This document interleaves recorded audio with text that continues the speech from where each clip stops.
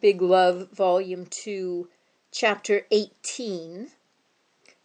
The title is 1980, The Teachings Are All About You. So the subheading is the second CPMT meeting. The second international meeting of the Council for the Preservation of the Mahayana Tradition ran at Kopan from January 4th to January 15th.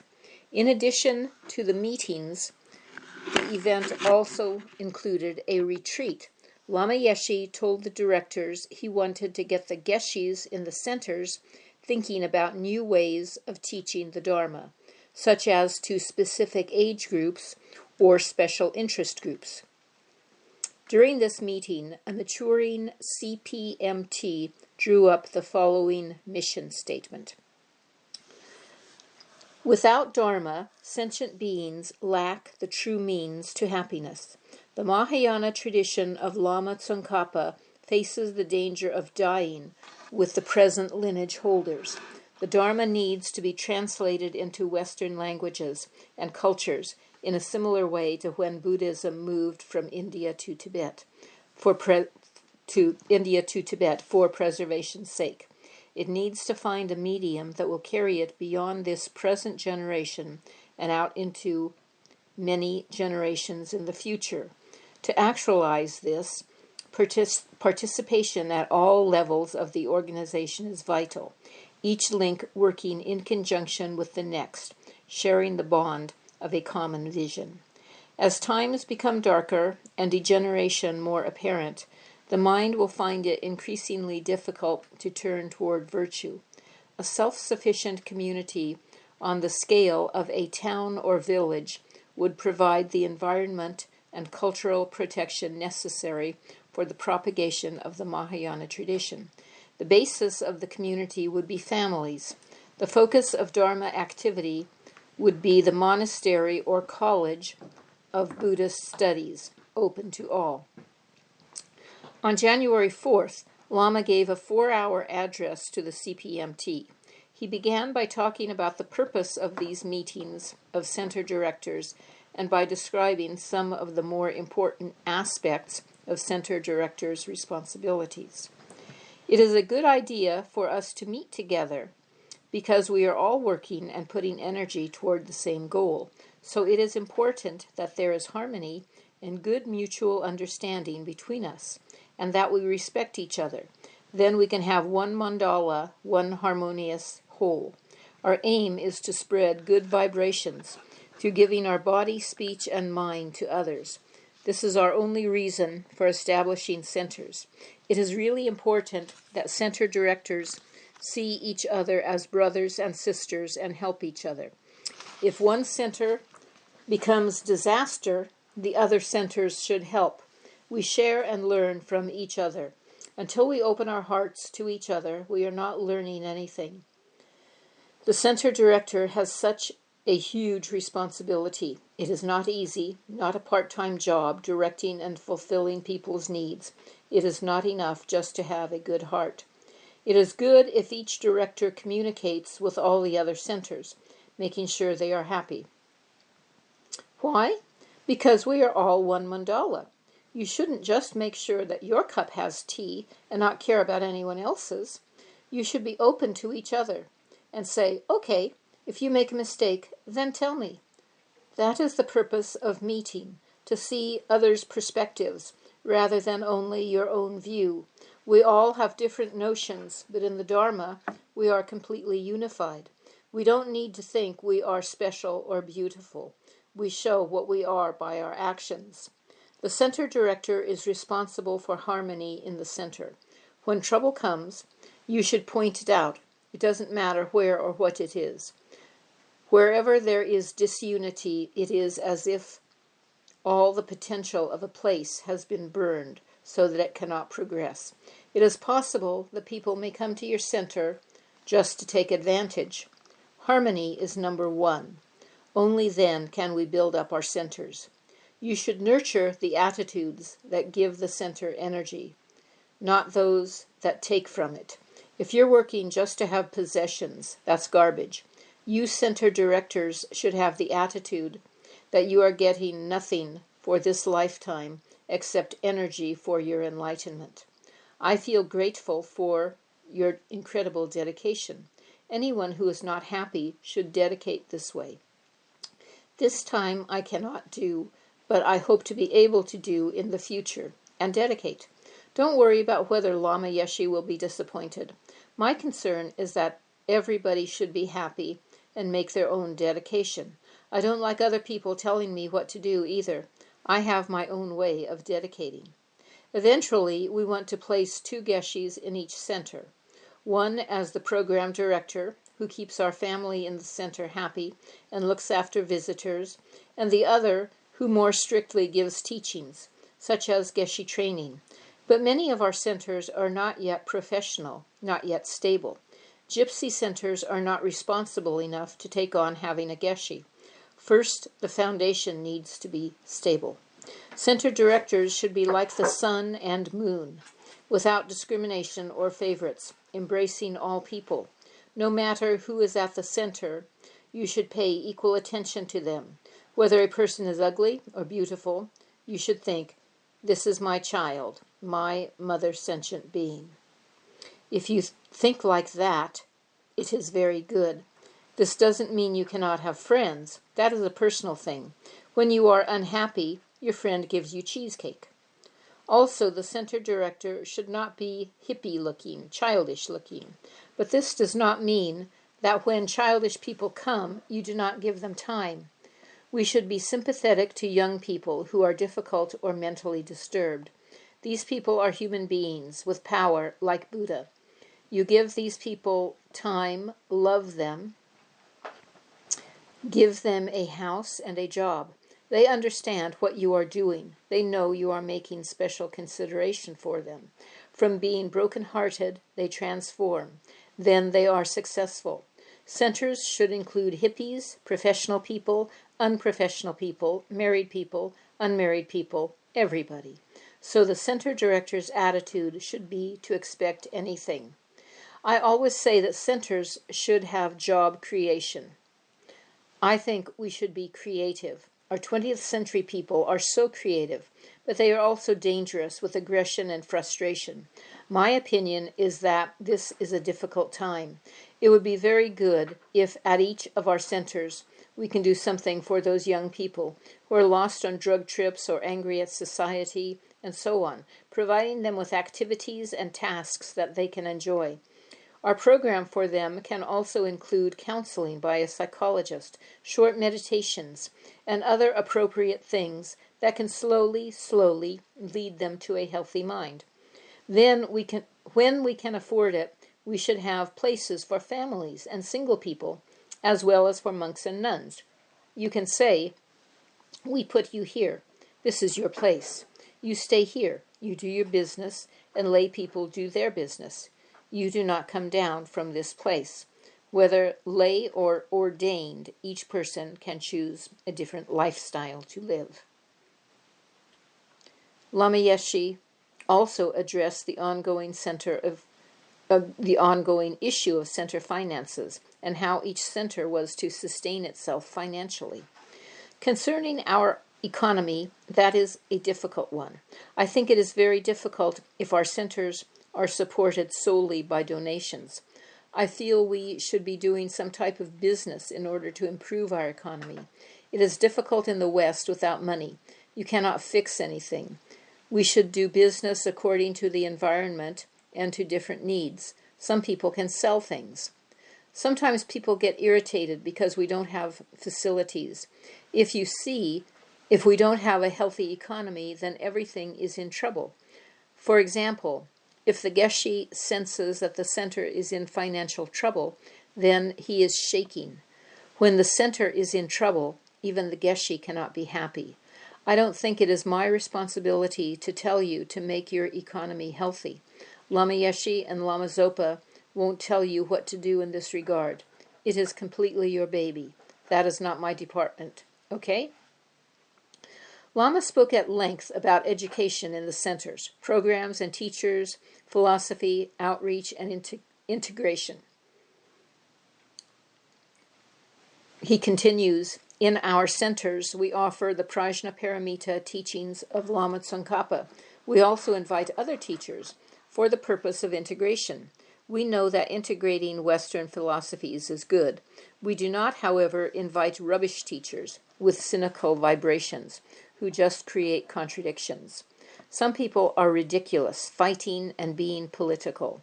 The director must know these things and decide. We do not have time for disharmony.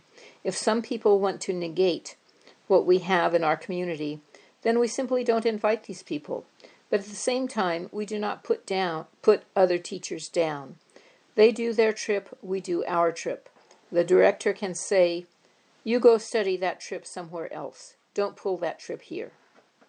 For example, I have invited teachers of Jungian psychology to our centers, but it is not because Buddhism doesn't have psychology. Buddhist psychology is super profound, but sometimes students can see that some things are helpful while other things are not. Jungian psychology helps them to integrate these things in their life. When certain students become fanatical and narrow with their spiritual trip, that is not good. We are not asking our Western students to follow some kind of Tibetan trip. Being a fanatic is not a healthy way to become a Buddhist. You people can see who becomes that kind of student. I am very concerned about this. These students do not last. For these reasons, it is good to bring Jungian teachers to show their methods. When Geshis come, you cannot require that every Geshe should teach the Lamrim in Lama Zopa's or Lama Yeshe's way. Each Geshe has a different personality, so they cannot teach in the same style. After Guru Shakyamuni died, 18 new traditions arose. That was just fine. Sometimes a new Geshe comes to the West, popping up like a mushroom, and knowing nothing about Western minds and Western culture. You may blow their minds, but maybe the Geshe blows your mind too. It is possible. You should expect this. I'm not criticizing, not at all. Sometimes presenting the teachings entails problems, so don't freak out. It is normal. Our education program has a clear direction, but we do not follow blindly. First, we present introductory Lamrim teachings. To anyone who wants higher teachings, you first introduce the Lamrim. The reason for this is that intellectual Buddhism is already existent in the West. Our aim, however, is not intellectual. Our aim is to establish communities. When real transformation happens in a student, dedication also comes. Many people know blah, blah, blah in Tibetan, but they are not Buddhist. Their hearts are empty. Knowing the Tibetan language does not make a person precious. If he does not integrate something positive into his life, then what is his purpose? It would be better for him to eat cheesecake. You people know this already. I'm just telling you again. The main teaching in our centers is the practice of Lamrim, whether in the sutra aspect or tantra aspect, in accordance with the Prajnaparamita, from the beginning right up until enlightenment. The first thing we do is take refuge. The subject of taking refuge is incredible vast, big. Normally, the tradition is that we take refuge 100,000 times. But at the beginning, this is difficult for the Inji mind. We should practice the proper way of taking refuge in Lamrim. It is so useful. Then we do 100,000 mandala offerings, then 100,000 water bowl offerings. It seems easy, but for most Injis, this is difficult. Then 100,000 prostrations. It is good if one can do these in a retreat, but if the situation is too difficult for that, then you accept the situation. If you can only do 100 in the morning and in the evening, that is fantastic. There is a constructive way to do these things. Then we do 100,000 Guru Yogas, then 100,000 Vajrasattva mantras. Chenrezig initiation is very good for developing loving kindness, compassion. Then we do Manjushri initiation, which wakes up the comprehensive, intensive wisdom. Next, it is good to do Vajrapani to increase power. These 3 initiations are one person's path of development to enlightenment. Each year, our directors and old students should do a short retreat in order to keep their hearts warm and to progress in the practice. Retreat is super useful. If you do not do retreat, something is missing. You become sort of distant from the Dharma, unless you have learned to become super skillful and make every action a Dharma action. Otherwise, in this 20th century, we all need an injection to keep the Dharma alive in our hearts. I cannot always say to students, you do this, you do that. I am only one person. How can I guide a couple of thousand people? Each center director and spiritual director can give that advice if they understand. I know that it can be very difficult for people to organize a retreat, but I think retreat is very important, especially when people do retreat together as a group. It doesn't matter if it is short or long. It is wrong for monks and nuns to think that they are better or that they should have a better education than lay people. We cannot be jealous. Lay people are equal with monks and nuns who say they want to give their body, speech, and mind to all sentient beings. That's what they have said, but lay people did not say like that. They say they are not ready. They say, I want to give my body a little bit for my wife, my husband, and it is good I give for them. Lay people say, I do the best I can. The purpose of education for monks and nuns and lay people is completely equal. Also, we do not distinguish between men and women with regard to who should receive a good education. You cannot judge who should be educated. It is completely individual. All centers should provide equal education to all, and each person can participate to the extent that they have time. The center is for everybody. If people do not take advantage, that is their problem. But from the director's side, we provide for people equally. Lama Yeshe held a special concern for the children of his students and their care and education. He specifically addressed this issue with his center directors. Concerning families and children, if we have the resources, we should make a school. The center directors should have a plan for this. If you do not express that this is what you would like to do, no one will know. So you should write it down in huge letters. This is what we want to do. And as much as possible, you should do it. But energy is like dreams. Sometimes it comes suddenly and then suddenly disappears. You never know who will give you energy and who will not. I truly believe that lay people love their children and that they want a Buddhist-style education for them. It is a pity if we do not put that together for them. So far, we have tried, but what we have done is not really sufficient. Sorry, we should put this into reality. In Buddhism, we have such material for children's education. It is a pity that no one has developed it, because we have the potential and the methods for making books and other things for children. There is so much material, so much information, but instead of using it, we are wasting so much energy. It is especially good if our center directors take an interest in this. I'm not criticizing. I understand that energy builds up slowly. First, we have to take care of our urgent fundamental needs. Then, when we have extra energy, we can spread out into other endeavors. But even now, we should have a broad view of what we want to accomplish when we have sufficient energy.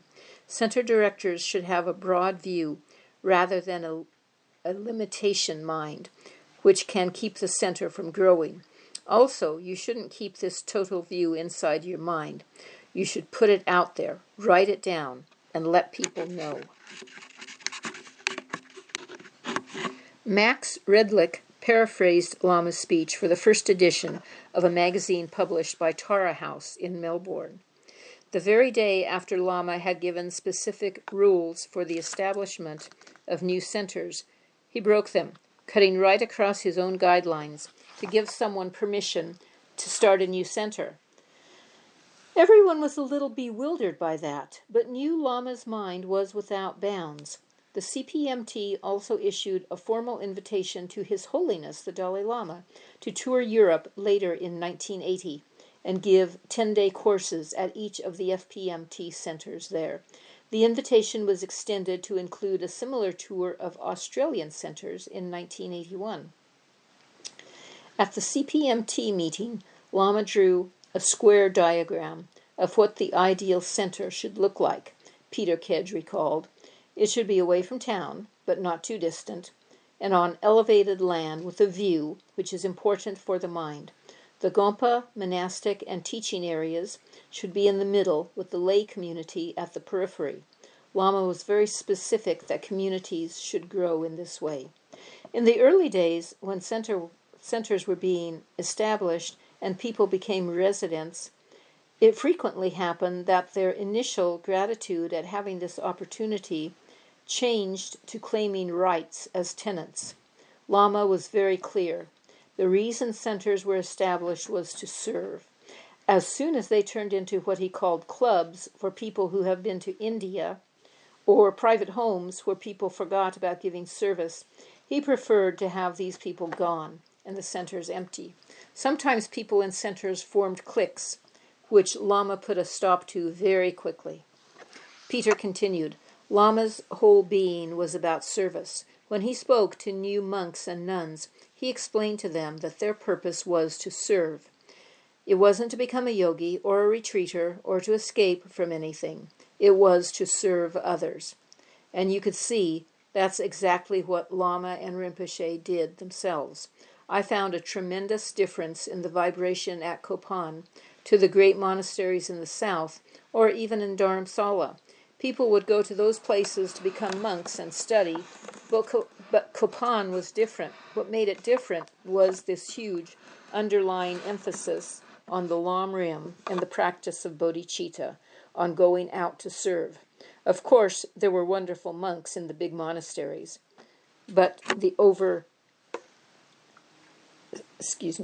overriding feeling was that those places were centers of academia rather than service.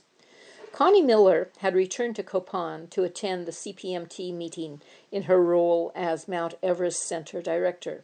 She had prepared a brochure outlining the Tibetan four-point learning method. The first step consists of memorization by repeated reading. Depending on his skill, a student can memorize between 4 and 25 lines each day. The second step is testing the student's retention of the material. The third is testing the student's understanding of the material. And the fourth is debate, which ensures that the student has mastered the material and can integrate his knowledge with practical applications. Connie stayed on at Kopan. While living at Manjushri Institute, she had seen how the children living there weren't really included in community life. Adequate plans weren't being made for the community's children as the center would grow and develop in the future, especially regarding their education. Before leaving Manjushri, Connie had drawn up a kind of basic proposal for starting a Dharma school there. She expressed to Lama her interest in this area and shared her preliminary proposal with him. As a result, Lama began talking with her occasionally about how to develop children's education. You centralize office, Lama told her. Have one good writer. The material is there in the teachings. Your writer puts that material in a form with a visual presentation. To produce books and materials is number one. With these, you can then make a school. If you are working in the school, you will never get time for education because there will only be worrying, this boy is sick, this and that. You will have nothing to do with the education. You understand? Next section, Tara Chittamani Initiation. Before everyone left for His Holiness the Dalai Lama's January teachings in Bodh Gaya, Lama Yeshe gave another Tara Chittamani initiation at Kopan. This time he required a commitment from participants to do retreat on their return from Bodh Gaya. With a few days to spare, Lama Yeshe and Lama Zopa Rinpoche went down to Mungat in South India to attend Kyabje Trijang Rinpoche's teachings. On his way back to Bodh Gaya, Lama Yeshe called on another Geshe he wanted to invite to teach in the West. While Lama was in Varanasi, he also visited one of his traveling companions on the escape from Tibet, Chombi's brother, Thupten Dorje. It was a wonderful reunion, but it was to be their last. Bodh Gaya. Ellie Riddell returned to Bodh Gaya angry and unhappy. Bodh Gaya is a place where karma ripens fast, she said. I felt so very negative that I wanted to see Lama Yeshe. What is negative? He asked me. In this negative, you have to find the positive, and that is Tantra. Then he stood up on his bed, swept his arms in huge circles, and continued, and then you become completely Dharma. I suddenly realized that to change one's attitude, you have to look at your own reality, and my own anger was the base I had to work from. Attitude is just energy, and I could switch it. I knew then that I had to find out how my mind functioned. That's when I decided I really had to study Dharma. In Delhi, next section, Tushita Mahayana Meditation Center. In Delhi, Lama Yeshe stayed in the lovely new center in Shantiniketan, which did not please his sister. However, they saw each other often, and he dined regularly at her restaurants. Whenever she visited him at the center, Lama told her to put some money in the donation box before she left. He knew that she was a wealthy woman, but she refused. Ashala loved money. No, no, no, I'm not giving you any, she would say. Then Lama would grab her hands and pull her back inside, saying, Come on, give money, give, give. No, no, no, she would say. The students loved watching this performance. Trisha asked Lama to be her guru. Actually, I really wanted Lama Zopa Rinpoche to be my guru, but thought I should ask Lama first. All right, dear, anything, okay, he told me. Later, I became confused about whom I should visualize. Lama advised her, if Rinpoche is more comfortable for you, then visualize him, dear. From Delhi, Lama Yeshe wrote to Jackie Keeley at Kopan. He had asked her to become his main secretary because he wanted Peter Kedge to go into business. All I ever did was take Lama to the airport and pour occasional cups of tea, said Jackie. From a long-haired flower child in granny dresses, Jackie was now super straight, with short hair, makeup, diamond earrings, which Nick was always trying to get her to sell, stockings, and neat Western clothes she had dry cleaned. Her house was clean and lovely. I like your style, Lama told her. It was really Lama's style. Jackie did it because Lama liked it. Then it became Jackie's style. Kopan. The 3-month Tara Chittamani retreat began in a newly built row of rooms called Shab Shalin, situated at the northern part of the Kopan property. The rooms faced Mount Shivapuri and were made out of rush matting tied to a brick framework. Lama Yeshe blessed the group with a poem. I missed you last night. I missed you this morning. I meditated on the Wisdom Mother Tara. I no longer miss you. I love you. Don't forget, the best protection is shunyata, he added before leaving them. A short time later, with his words still resonating, a terrifying storm arose and lifted their new roof right off. A young woman addicted to heroin promptly left for Kathmandu.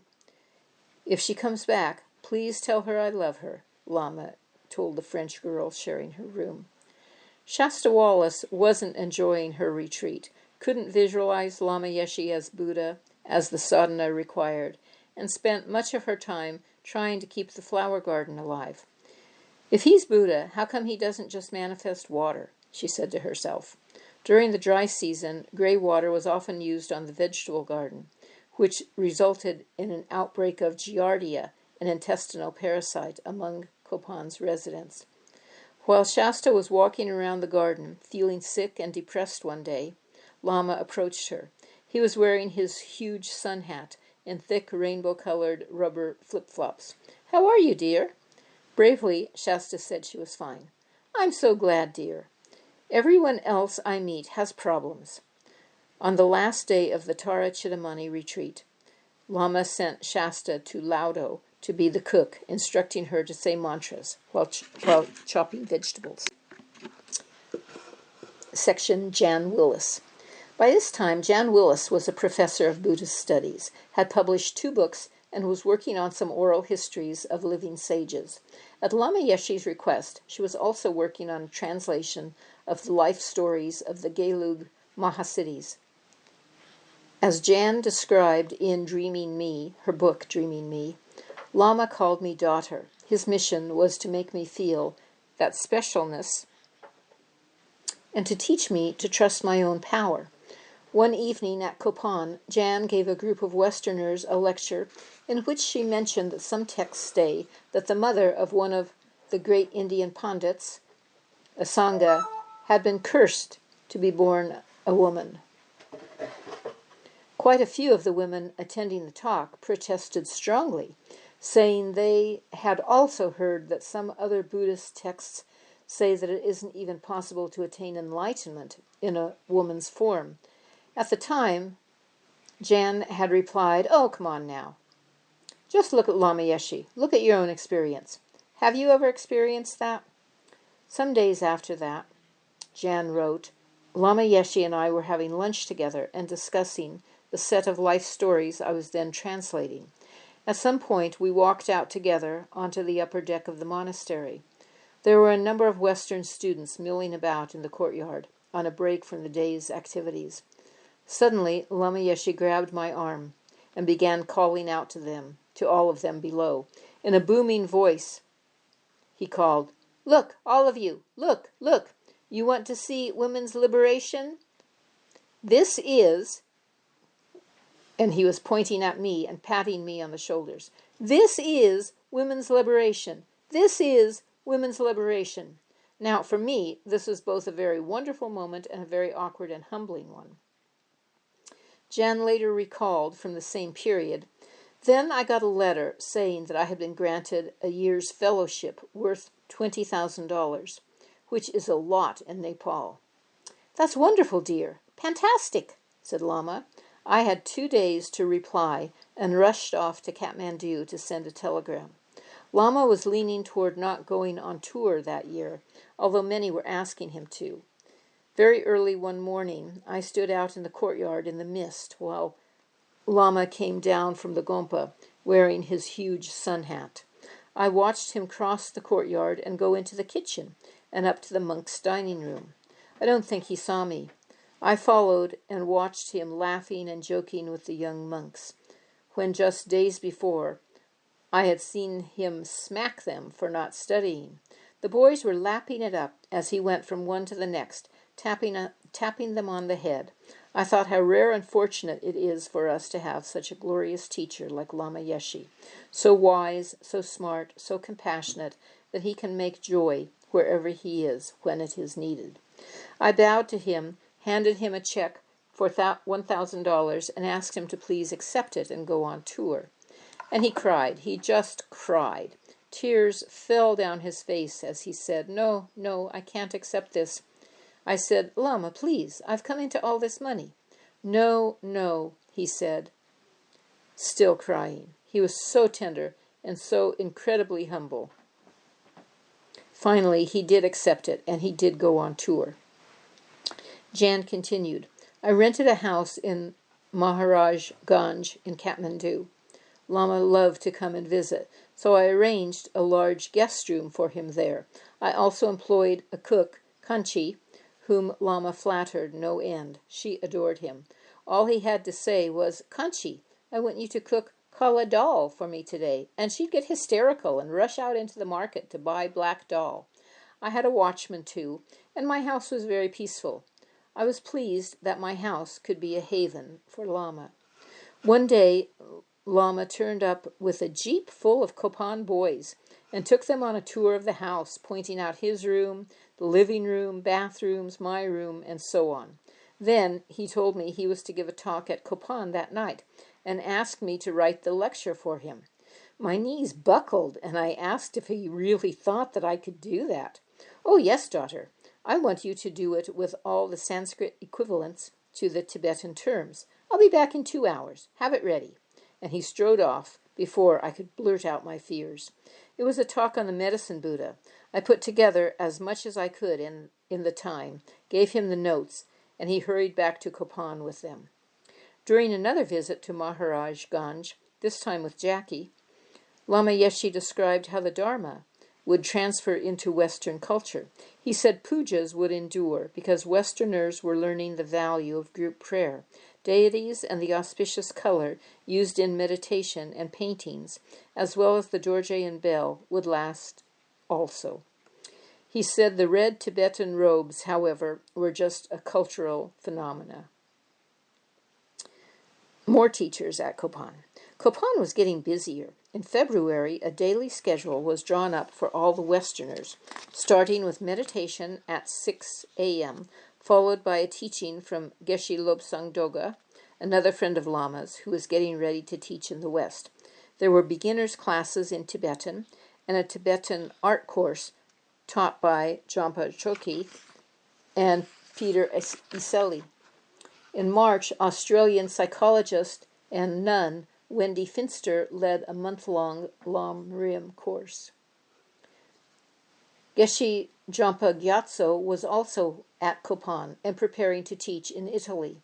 Lama Yeshe's view was that while teaching the Mount Everest Center boys, the Geshes would have ample opportunity to observe diverse groups of Westerners.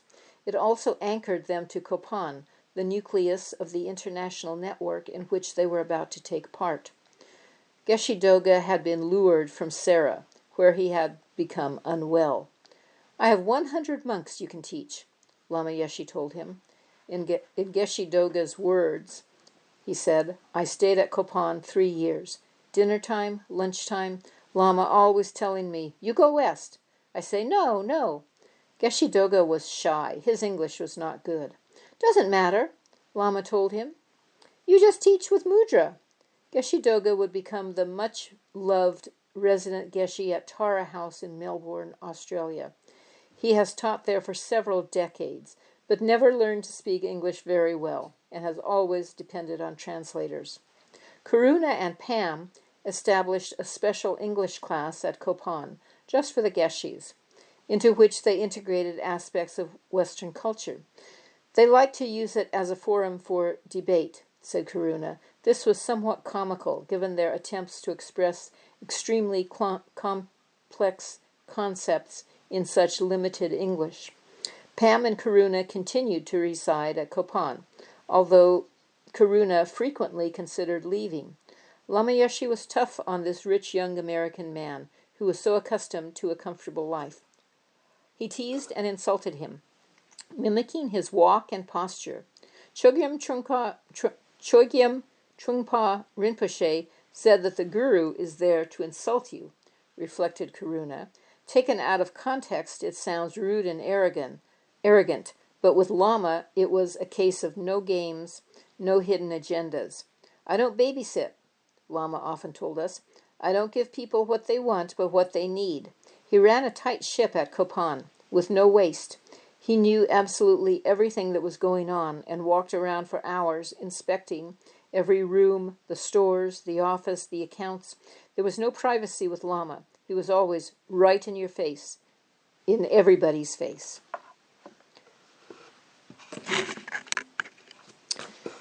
Tushita Retreat Center. Lama sent letters to a number of his students advising them to attend the Dalai Lama's post-Losar teachings in Dharamsala. Coming from England with other students was journalist Vicky Mackenzie.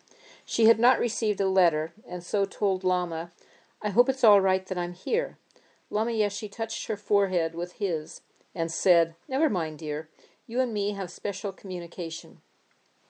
Feeling decidedly uncomfortable in his new robes, Jimmy Neal followed the lamas to Dharamsala. I was thinking how the Zen was stupid and fussy when Lama Yeshe suddenly came up to me and said, "I hate them too." He stood in front of me, grinning, hands thrust into the slash pockets of the red jacket he favored. He wore a Zen on formal occasions, but his attitude to the traditional robes was unusual. Given the conservatism of most other monks, it was fairly outrageous. Personally, I found his modern outlook a great relief. Geshe Rabten was visiting Dharamsala from his home in Switzerland and stayed at Tushita, Delhi, where on April 11th he gave a teaching on the 12 links of dependent origination, translated by his closest disciple, Gonsar Rinpoche. While in Dharamsala, Lama Yeshe offered Geshe Rabten a long life puja. Once again, the students observed the incredible respect Lama showed his teachers. His every gesture was an offering. Tushita looked beautiful because Lama had filled it with flowers. Every year, a few days before he arrived at Tushita, Lama visited a flower farm an hour's drive from McLeod on the road to Manali. Lama Yeshe could never have enough flowers. As a builder and jack of all trades, Gabriel Forer was a valuable asset, spending half the year at Kopan and half at Tushita Retreat Center. He got along well with Lama Pasang, who could be tough. Lama Pasang was a doer, Gabriel explained. If he needed a piece of wood, he'd cut down a tree. I knew I couldn't argue with him, so I got Lama to plant more trees, many of which died because water was such a big problem. At Kopan, I built a huge septic tank, the second floor of Shab Cheling, and a couple of smaller houses. When I first came to Tushita, there was just the main house and a row of rooms Lama had insisted Stefano Piovella build in order to purify his karma. But Stefano was no builder, and the structure was very unsound and damp. Lama also said that the rooms were too big. He wanted something as small and simple as possible. Lama and I only ever talked about building. In early 1980, he grabbed me by the hand and we walked around to where a huge boulder lay. He told me he wanted a house built right there for himself and Lama Zopa. Removing the boulder was a project in itself. As the area was earthquake-prone, Gabriel reinforced the foundation with steel, though Lama Yeshe had said it was too expensive. Peter Baker, an old student who had just come out of retreat, helped Gabriel. One day they walked onto the site in the half-built house and found Lama sitting up against the wall in meditation posture. Peter Baker says, "We worked really hard. One night Lama appeared and invited us into his room for dinner. I told him I thought I should be cooking dinner for him, but he looked at me very sternly and said, 'I only do what I want, dear.' He always called us my Milarepas. While we worked, Gabriel and I often talked about what to do next. Meeting the Lamas had changed my life, and I wanted to be of benefit to people. When I finally got back to the United States, I bought a property in Vermont at a very good price and offered it to Lama. Pelgay told me later Lama did pirouettes around his room for half an hour after he got my letter. Then he sent Pelgay out to help me with a sketch map of how the new center should be laid out, and its name, Milarepa. 'Now you have something to do,' Lama told Pelgay. 'You can go and build this Milarepa center and get Mahayana teaching started there.' Pelgay pointed out that there might not be any buildings there. Lama replied, 'Put up tents and go into retreat. You get Lam Rim teaching started, then you can come back.' Pelgay said he didn't have any money and might have to get a job. 'Please, don't ever work just to feed your mouth. Don't waste your life. You will always have enough food to eat. Lama told him. After receiving instructions from Lama Yeshe, Piero Seri and Claudio Cipulo began a 10-day retreat at Tushita with orders to stay away from females. After a few days, people appeared to us as mere bundles of bones and meat with vibrations coming out of their mouths, said Piero. We did not imagine this with our minds, but saw it with our own eyes. As for Lama Yeshe, his appearance was different from that of any other human being. There was no doubt about it. Claudio and I did not make this up. After we finished the retreat, we went to see him, and I got a strong impression of him as one of those card-playing mavericks on a Mississippi riverboat. He was such a totally self-assured, solid person, with no bullshit, no timidity, and no fear. Next section, Peter Kedge moves to Hong Kong. Financial support for the growing organization was becoming increasingly urgent. In March 1980, Peter Kedge moved to Hong Kong to begin a new life as a businessman. Peter says, "One time I asked Lama what I could do for him. He told me, I want Copan this much deep in dollars, holding his hand a meter from the ground. One time, while on tour, he sent me a giant joke $10 note on which he had written, 'Dear Peter, big love, Lama Yeshe, 1980, need $10 million. I knew that if you made yourself available to Lama, he would give you some task that really stretched you. If you completed it, you felt wonderful because you had grown. Then he'd give you something else to do. Eventually, you felt that if Lama asked, you could handle anything.'" The original idea I discussed with Lama was that with borrowed Mount Everest Center funds as seed capital, we could try to develop a business that would involve all the centers. I spent a little time looking around Hong Kong and noted that artificial flowers were quite rare. Perhaps this was something we could source from Asia and trade with the centers. In turn, they would be able to supply them locally. I sent samples with a concept letter to quite a few centers, but received no interest. One center was even annoyed because my samples had incurred customs charges. So then we tried electronics with the help of Mark Fruin and Jackie Keeley. I worked with Dennis Helsop at Manjushri Institute, who opened a retail outlet on Oxford Street in London. Max Redlich opened a similar shop in Melbourne. We traded for some months in a variety of electronic toys, calculators, and watches, and supplied a major client in the Middle East, but we couldn't compete with the big operators who bought in huge volumes, said Peter. Holiday in China. While the weather was still not too hot, Mummy Max took Lama on a short holiday, during which he told her she should say 50 million Tara mantras. They went on several holidays together, once to Japan and another time to China, accompanied by Marcel. We visited Gwangju, Canton at that time, for a few days and wore lay clothes, said Marcel. Lama acted the tourist, taking photos of children, people crossing the street, the people sitting at the next table, things like that. There was a disco in the hotel, really just an empty space with a couple of strings of Christmas lights strung about and loud music, and some rudimentary tables and chairs. Lama pushed me to dance, but I didn't.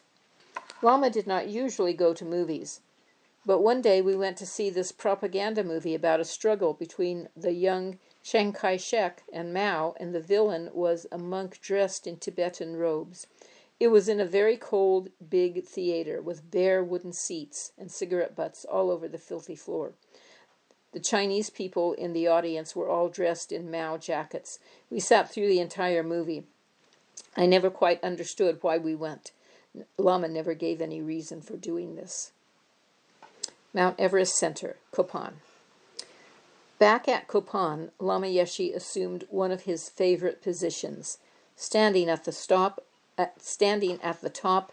of the Gompa stairs or in the middle of the courtyard. Both were vantage points from where he could keep tabs on everything. The beads on his mala clicked incessantly. "Have you got something to do?" he asked anyone loitering there. "Are you sure? I can always give you something to do." It was enough to keep some people out of Lama's way, while others wanted to ask advice at every opportunity. At other times, Lama went on patrol. "Quick, quick! Lama's coming!" the boys warned each other. Lama had an intercom installed in his room.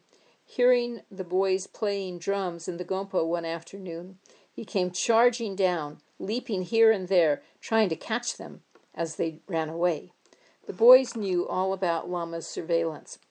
When debates went on long into the night, leaving the younger ones more asleep than awake, one boy was always posted as a lookout.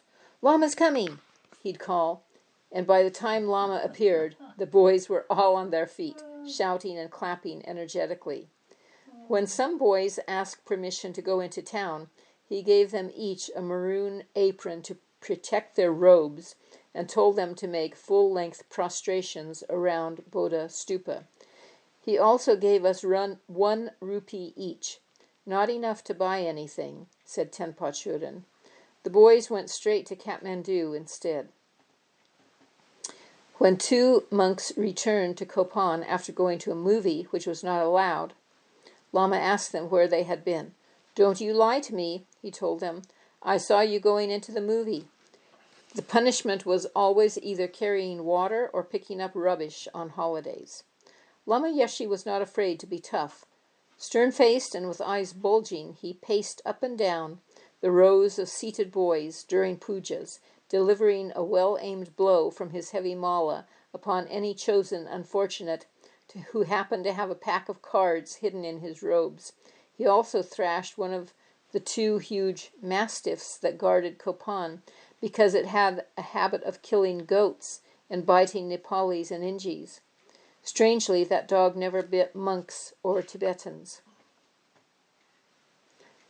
Amala arrives at Kopan. Judith Hunt, an American woman with grown children, had been living in Santa Cruz, California, and working as a counselor. One evening she went to a slideshow at the local community center about trekking in Nepal. The presenters had stopped at a monastery in Nepal where the resident Westerners said they were sorely in need of English teachers for the little monks. "On hearing this, a bell went off for me," Judith later recalled. "I knew nothing about Tibetan Buddhism, lamas, or monasteries. Nevertheless, wanting to spread her wings, she followed up and was told to contact someone named Karuna Ketan. He replied, warning her that things there were a little primitive. She also would be charged $60 a month living expenses and receive no wages. Everyone at Kopan who was involved with Mount Everest Center, including Maureen O'Malley, Karuna and Pam, Karuna's sister Lori, and Connie Miller, were quite enthusiastic about Judith's arrival. On the day she came, April 6th, Easter Sunday, someone wrote on the blackboard in the MEC kitchen, "Jetsun, Judith is here." When she arrived at Kopan from the airport, Lori Caton led her to the little brick cell with a concrete floor that was to be her home. Judith Hunt says, "I went outside and sat on the hill overlooking the airport and thought maybe I had gone just a little too far in search of adventure." 3 weeks later, Lama Yeshe returned to Kopan from wherever he had been and asked to see me. I was feeling thoroughly homesick and confused. As I walked around to the Gompa, I decided I would go into Kathmandu to buy myself some potted plants for the doorway to cheer myself up. Lama Yeshe bowed low and offered me tea on his garden balcony while Jackie sat nearby making notes of our conversation. "I would like to ask a favor of you," he said. "I would like you to be the mother of these monks." I said, "Heavens, no. I've been a mother. I'm ready to rest. This is my time of life now." But he persisted. "They really need a mother. They need feminine influence. We're all men up here. Please, can you help them brush their teeth, teach them to wash and eat properly? We need this so much. Please help me. I've never expected to have so many monks here. I told him I'd do it for a month, then re-evaluate. When I agreed to help, Lama suddenly said, "Would you like some plants?" That really caught my attention. That same evening, Lama Yeshe stood with me in front of all the monks in that dark, smoky dining room. It was the first time I had been in there. He gave them a long talk in Tibetan, then turned to me and said, "Now you are their mother. I have told them to call you mother." So that's how I became Amala. Later that night, a little line of monks came by my room bearing potted plants for my door. A year later, I was still there, although I only paid rent once. The boys loved her, and they all called her Amala. 35 years later, they still call her Amala. Hard lessons. One of Kopan's teenage monks, Tsultrim Gyaltsen, began to show signs of serious mental illness. A quiet young man who spoke very good English, he had been one of the most intelligent and studious of the older monks at Kopan, and one of the top debaters in his class. He started spending hours in the toilet, beating people up, and acting generally manic. Over a period of some months, Tsultrim Gyaltsen's condition became worse and worse. His sister, Tsultrim Dolma, was a Sherpa nun. She too was living at Kopan and working as the cook for the Western Sangha. She was becoming more and more worried about her brother. The Westerners at Kopan were deeply concerned. Amala Judith, who had a master's degree in mental health, wanted to bring in a Western doctor to prescribe antipsychotic medicine for him. Lama Zopa Rinpoche told her no, as this would not help him. Tsultrim Gyaltsen spent days sitting and sleeping by the spring at the base of Kopan Hill, reading English storybooks, which he loved, and becoming sick from the damp. He got violent when people tried to get him to move. The Western teachers at Kopan would snatch his storybooks in order to get him to follow them up the hill, so that he could be cared for. They had to be fast and careful he didn't catch them, as his fingernails were very long. If he caught them, he would beat and scratch them in anger. Harry Sutton, now ordained, was also told nothing could be done to help this Sherpa monk. Independently, Harry consulted a Nepali Lama known for his healing abilities, who said he could cure the boy if he came to live with him in Bodhanath. Harry confidently organized a house nearby so that he could help look after him. Not long after this, as Harry was walking up to Kopan, the jeep stopped beside him. Lama made a sign for him to get in. "How are you, Harry? What are you doing?" asked Lama. So Harry told him about his plans for Tsultrim Gyaltsen. "Forget it," Lama said. Harry was shocked, but Lama had spoken with authority. Tsultrim Dolma took her brother to live in Bodha, but his condition deteriorated, and he died soon afterward. Confused, Harry went to see Lama Lundrup, who told him that in his last life, Tsultrim Gyaltsen had been a great scholar at Sera. However, ego problems in relation to his guru resulted in his again being born a scholar, but doomed to go crazy in order to purify his actions. He would be fine in his next life, but if treated in this one, he would have to experience insanity again. Rinpoche confirmed it all. That spring, Carol Corona arrived at Kopan, sobbing. Her marriage was falling apart. Not long afterward, an equally distressed Massimo turned up. I found Lama wearing his huge sun hat and leaning on a ski pole behind the Gompa, where the boys were doing some gardening. He said, "Come here, my son," and hugged me with his whole body, which had become swollen and huge. I will never forget the feeling of being completely absorbed into his body as he embraced me so strongly. "I saw you from far, dear. I know you are suffering a lot. Don't worry. All this is going to disappear," he told me.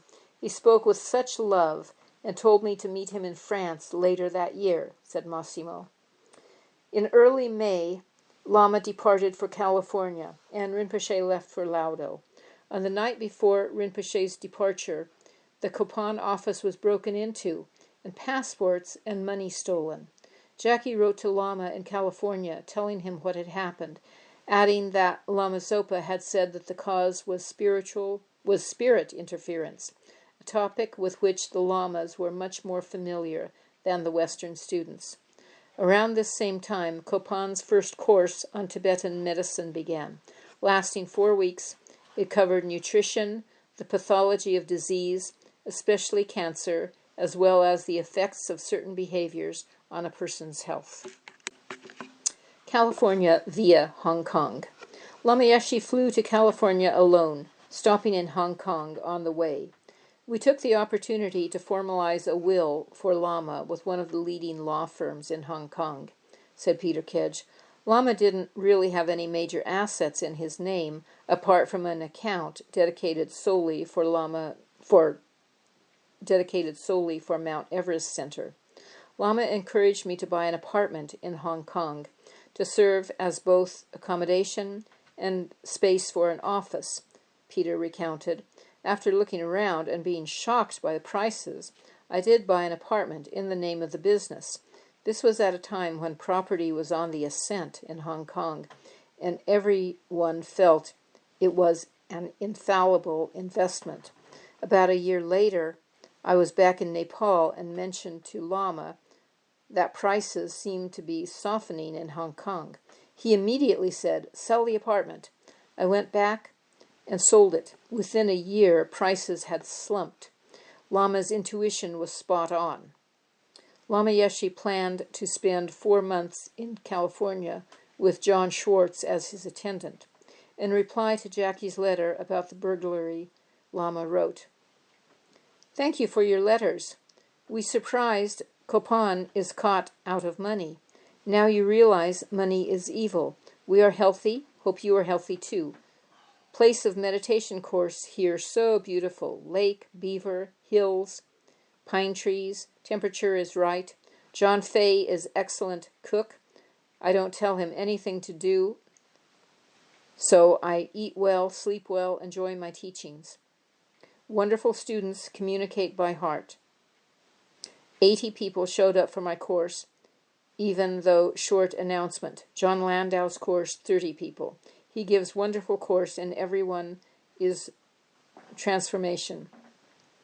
Concerning organization, Chris Vautier wants to resign, but I don't know who is replacement, and not yet anything built on Vajrapani land. My feeling is we cannot do anything with that land this year. Either we have to do something or sell. Not yet decision. Going to have meeting, end of course, and we'll see. No one understand our aim and direction, how quickly we develop potential of Vajrapani. Even though they sincere and good practitioners, we need good energy director to centralize their energy. If anything cannot come out in America, maybe I have to call you to become Vajrapani director. How you think? Are you freaking out or no? But of course, then I lose you. Kopan is going to suffer. If you leave, who is going to do your job? Do you have some idea? Anyway, we will see. How is Kopan eating food without money? Now, I'm not going to send any money for them. They have to learn themselves. I guess Lama Zopa coming down soon. Make sure Lama Zopa is gone on time to receive teachings in Mysore. And perhaps you write letters to Piero to be responsible for Lama Zopa trip. Monsoon start. I'm very happy because concerned fruit trees die. Could you give me detail how thief come? Through window or door? Big love, Lama Yeshe. When Jackie collected Rinpoche on his return from Laudo, he was unwell and asked her to take him directly to the Hotel Shangri-La, the newest, cleanest, nicest hotel in town. Jackie was even more startled when Rinpoche got into bed and stretched out his legs. This was extremely rare. But after a day or two, he was back at Kopan, sitting cross-legged on his bed in meditation. Many years later, Peter Kedge noted, "In all the time I have known Rinpoche, which is over 40 years, during which I traveled around the world with him several times, I have never seen Rinpoche lie down or use a bed other than to sit on. Whether Rinpoche was in an airplane, a car, a hotel, a private home, or his cave in Laudo, when not seeing people or teaching, He was always doing prayers and meditating. Once, when we arrived in either Australia or New Zealand after a very long flight from Hong Kong, I saw Rinpoche sitting in meditation posture on his bed, but fallen over backward asleep. But I never saw him lie down. Even when he had an intense fever one time in Bodh Gaya, Rinpoche was still sitting up, meditating, covered in blankets. The Grizzly Lodge Course, California. In May, Lama Yeshe taught the week-long course mentioned in his letter to Jackie. It was held at Grizzly Lodge in Portola, a beautiful spot in the California Sierra Nevada mountains, north of Lake Tahoe, and was preceded by John Landau's course on the 37 practices of bodhisattvas. On the way, in the interests of furthering Lama's knowledge of America, John Schwartz, Anila Ann, and John Fay took him to Reno, Nevada. Lama Yeshe had told John Fay to only wear his robes when it felt beneficial. So don't ever wear them in front of your father, he added. As usual, Lama wore his in Reno, and no one appeared to even notice. For many years afterward, a kaleidoscopic photo of Lama Yeshe standing on the mirror-walled stairs of the Grand Casino was displayed on Rinpoche's altar. Looking down on the gaming floor, Lama would say, this looks like a good machine, John Schwartz recalled. He'd win a pile of money, then give it to Anne and me to lose on the next slot machine. I tried to get him to play craps. I told him, see the green tables with the dice, Lama? If you know what numbers are on the dice before they come up, that's a lot of water buffaloes for the children at Copan. But he wouldn't play. They took him to a shop selling Stetson 10-gallon hats, where Lama posed happily for a photo. Whenever Lama Yeshe referred to John Schwartz, he always called him John Shore. It was Lama's habit to take people's unusual surnames and substitute words more familiar to him in their place. Refuge for Rebush, relics for Redlick, shore for Schwartz, pagoda for Paco, and so on. His students thoroughly enjoyed these little nicknames Lama had for them. 75 people took the great initiation of Thousand-Armed Chenrezig. Lama also gave 2 lectures on Tantra. Here's the lecture. We mean well. We want to practice Mahayana. We'd like to be as open as possible. We want to go that way, even with hardship. But the narrow mind is overwhelming. It keeps on coming all the time. Maybe intellectually we try to be as open as possible, but the narrow mind overwhelms us yet again. Therefore, it is not easy to be a Mahayanist. Both Atisha and Lama Tsongkhapa said that it is not enough for a person's religion to be Mahayana. The person himself or herself must become Mahayana. So the business at hand is that both Hinayana and Mahayana practitioners are seeking liberation by understanding the nature of samsara, but one of them is making tremendous effort on the basis of, I am the suffering one. I cannot stay there in this way. I want to liberate myself. The emphasis is on liberating me. Great vehicle practitioners, Mahayanists, don't cry so much. Even though they have problems, they are more concerned about other people's problems than their own. That's the difference. That's why we say that bodhicitta is the door to enter the Mahayana vehicle. That's why bodhicitta is the principal, most essential need for stopping the problem of the self-pitying, self-cherishing thought. Therefore, if you are a Mahayanist, you have bodhicitta. What makes you a bodhisattva is having the realization of bodhicitta. There are 2 things. A bodhisattva has 2 goals, 2 destinations, to help other people and to become self-sufficient by receiving enlightenment, by becoming totality. If we grab that, it is more important that I become enlightened. It's partial. But still, we have to do it. It's not the principal thing. It's partial. But we still have to get enlightened in order to solve problems and help other sentient beings. Normally, Western people say, I need so much love. Nobody loves me. They say that kind of thing, don't they? Use that expression in the reverse way.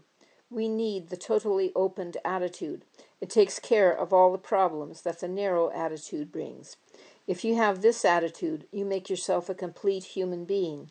That's a better way of putting it, because you have complete comprehension. Otherwise, you're in the dark shadow of ignorance. You can see one thing, but the rest is in the dark. You know that. When we don't see totality, we can't see how everything is interrelated. When we move one thing, everything else moves too. We have to know that. The enlightened attitude of bodhicitta allows your energy to expand universally. You develop a broad view. Now, one who has bodhicitta can follow one of two vehicles, the Paramitayana and the Tantrayana. The Paramitayana is like the Lam Rim, where you understand karmic causation and recognize your own profound ability or potential to solve completely all levels of ego problem, not just those on the human level. The Paramitayana takes you through the three principal paths to enlightenment, and your job is to actualize the 6 paramitas. Practicing in that way leads you to enlightenment.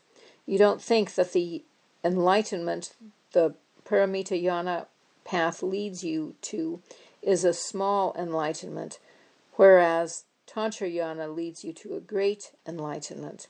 The enlightened experience that results from following both these yanas is the same. The way they function is where they differ. Paramitayana and Tantrayana differ in that Tantrayana has the skillful wisdom by which you put totality together. Tantrayana has that kind of key.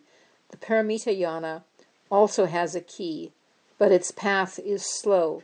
The Paramitayana practitioner cannot put two things together simultaneously and keep going. To do that is difficult. Like my cook, Babaji, he can't be in the kitchen and here listening to teachings at the same time. That's his problem. The practitioner of Tantrayana has the skill and intelligence to both see reality clear in a penetrative way and simultaneously keep going in a unified way. That's the great difference between the two. The difference between Paramitayana and Tantrayana is that the Tantrayana has the skillful methods whereby you can use desire objects that usually bring reactions of confusion and dissatisfaction in the path to enlightenment. By practicing Tantric Yoga, you can transform the energy of desire into the path to enlightenment. We call it taking desire as the path to enlightenment, but it is dangerous if you do not understand what these words mean. It takes some research to understand them correctly. The person practicing Tantra has to have the skill to transform daily pleasures into the path to enlightenment. Let's take our body as an example. As a matter of fact, our body comes from the functioning of desire, doesn't it? Desire made this body, ego made this body, our grabbing ego made this body manifest, come out. However, instead of looking at it negatively, we should regard it as precious. We know that our body is complicated, but from the Dharma point of view, instead of putting ourselves down with self-pity, my body is a heavy burden, I wish it would disappear, we should appreciate and take advantage of it. We should use it in a good way. So despite where the body comes from, the way it manifests, despite the fact that it's not so easygoing, that it's complicated, this body has great ability. It can do so much. With this body, not only can we take care of our food and clothing, but we can also reach beyond that. We have the opportunity to gain the eternal goals of liberation and enlightenment. That's why our human body is precious. That's the point. We can use it in a good way, even though it is potentially poisonous, in that it can create more complications, confusion, suffering, loneliness, dissatisfaction, and samsaric rebirths for us. If we can change in a positive way, we can feel grateful for having this body and make it worthwhile. When you practice Tantra, instead of thinking, I'm a problem, my ego's a problem, I'm a weak person, instead of thinking of yourself with self-pity, think, I am the Buddha, I am Chenrezig, I am universal compassion. The difference is unbelievable. Somehow you become transcendental. You bring the enlightenment experience into the now. That is the beauty of Tantrayana. So by using a skillful method, it's possible for your life to become a transcendental experience. Your life can become an enlightened experience. Maybe I shouldn't use those words, but I do think it can become an enlightened experience.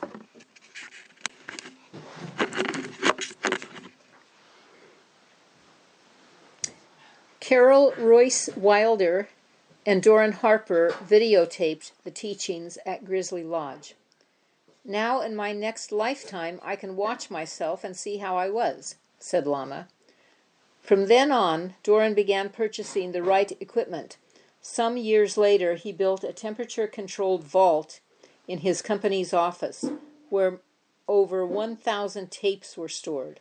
He also added an editing studio where John Schwartz could work on them. Many of the recordings were amateur productions with poor sound and image quality, and John was able to improve them enormously. John Landau had become Lama's right arm. Although I edited his teachings for publication, I always wondered what people would get out of them, because when Lama taught, it was not just with words. He also communicated the meaning of the teachings through every facet of his being. For example, sometimes he would repeat a word several times in succession. He'd say something like, and then, dear, you feel so guilty, guilty, guilty, guilty. And each time he said this word, he did so in a different tone of voice, with a different facial expression and a different body posture. It was as if a psychic drama was being played out in front of you. The development of the particular state of mind he was referring to was communicated in a way that mere words could not duplicate. It was an extraordinary performance and tremendously funny as well. Lama always began his teachings by sitting quietly, totally impassive, his presence encompassing the whole room. It was so silent you could hear a pin drop. Then he recited the Shakyamuni Buddha's mantra 3 times, slowly and deeply, in a voice that brought his students into a deep state of concentration. Then, after sitting silently for a while, he slowly came out of that state of meditative absorption. I often saw him rub his face quite vigorously then, as if he was climbing out of some deep place. But while he was in that silent state, it was something so peaceful, concentrated, and deep that everyone in the room seemed to have a part in it. I never had the impression that he had his talks planned out. He just seemed to be talking. He seemed to be speaking to whatever was in the air. Often people would say later, "Oh, Lama was speaking straight to me." Even when he had a text to teach from, he always related it to the present situation of the people in the room. It all came alive with Lama. You never felt you were getting a discourse from him. He did use texts, in that he would say this line means this and that line means that, but he used them as a jumping-off point for talking about people's actual situations. The teachings are always about you, are all about you, he always said. In his teachings, Lama Yeshe cut through culture right to the heart of the matter. This is from his teachings. From the cultural point of view, when you people look at me, I'm mumbling mantras with this mala. I'm wearing these strange clothes. I'm surrounded by strange art and so forth. You get culture shock. And sometimes you're in conflict. Why do I need these things? Why do we have these things? I don't want this Tibetan trip. And when it comes to mantra, why do mantras? I'd be better off saying coffee, coffee, coffee, coffee. To those complaining they couldn't possibly visualize Chenrezig with 11 heads and 1,000 arms, Lama said, What if I said to visualize an ice cream cone of 31 flavors? You can do that, can't you? He added that while Americans have a view of space as black and white, Tibetans think of it as full of light. When speaking at a university once, Lama was asked how to visualize colors. He said, "Oh, easy. Just rub your eyes and look." To a student who was depressed because he realized he would not get enlightened in this lifetime, Lama said, "Just don't worry about it. I don't worry about it." Vajrapani Institute. On May 25th, Lama met with the Vajrapani directors. He was not happy about the lack of progress at the center, telling Vajrapani's board that there was a great need for Dharma in America, which was being suffocated by material wealth. Lois Greenwood said, he said that Dharma was like an airplane, and he was like the pilot.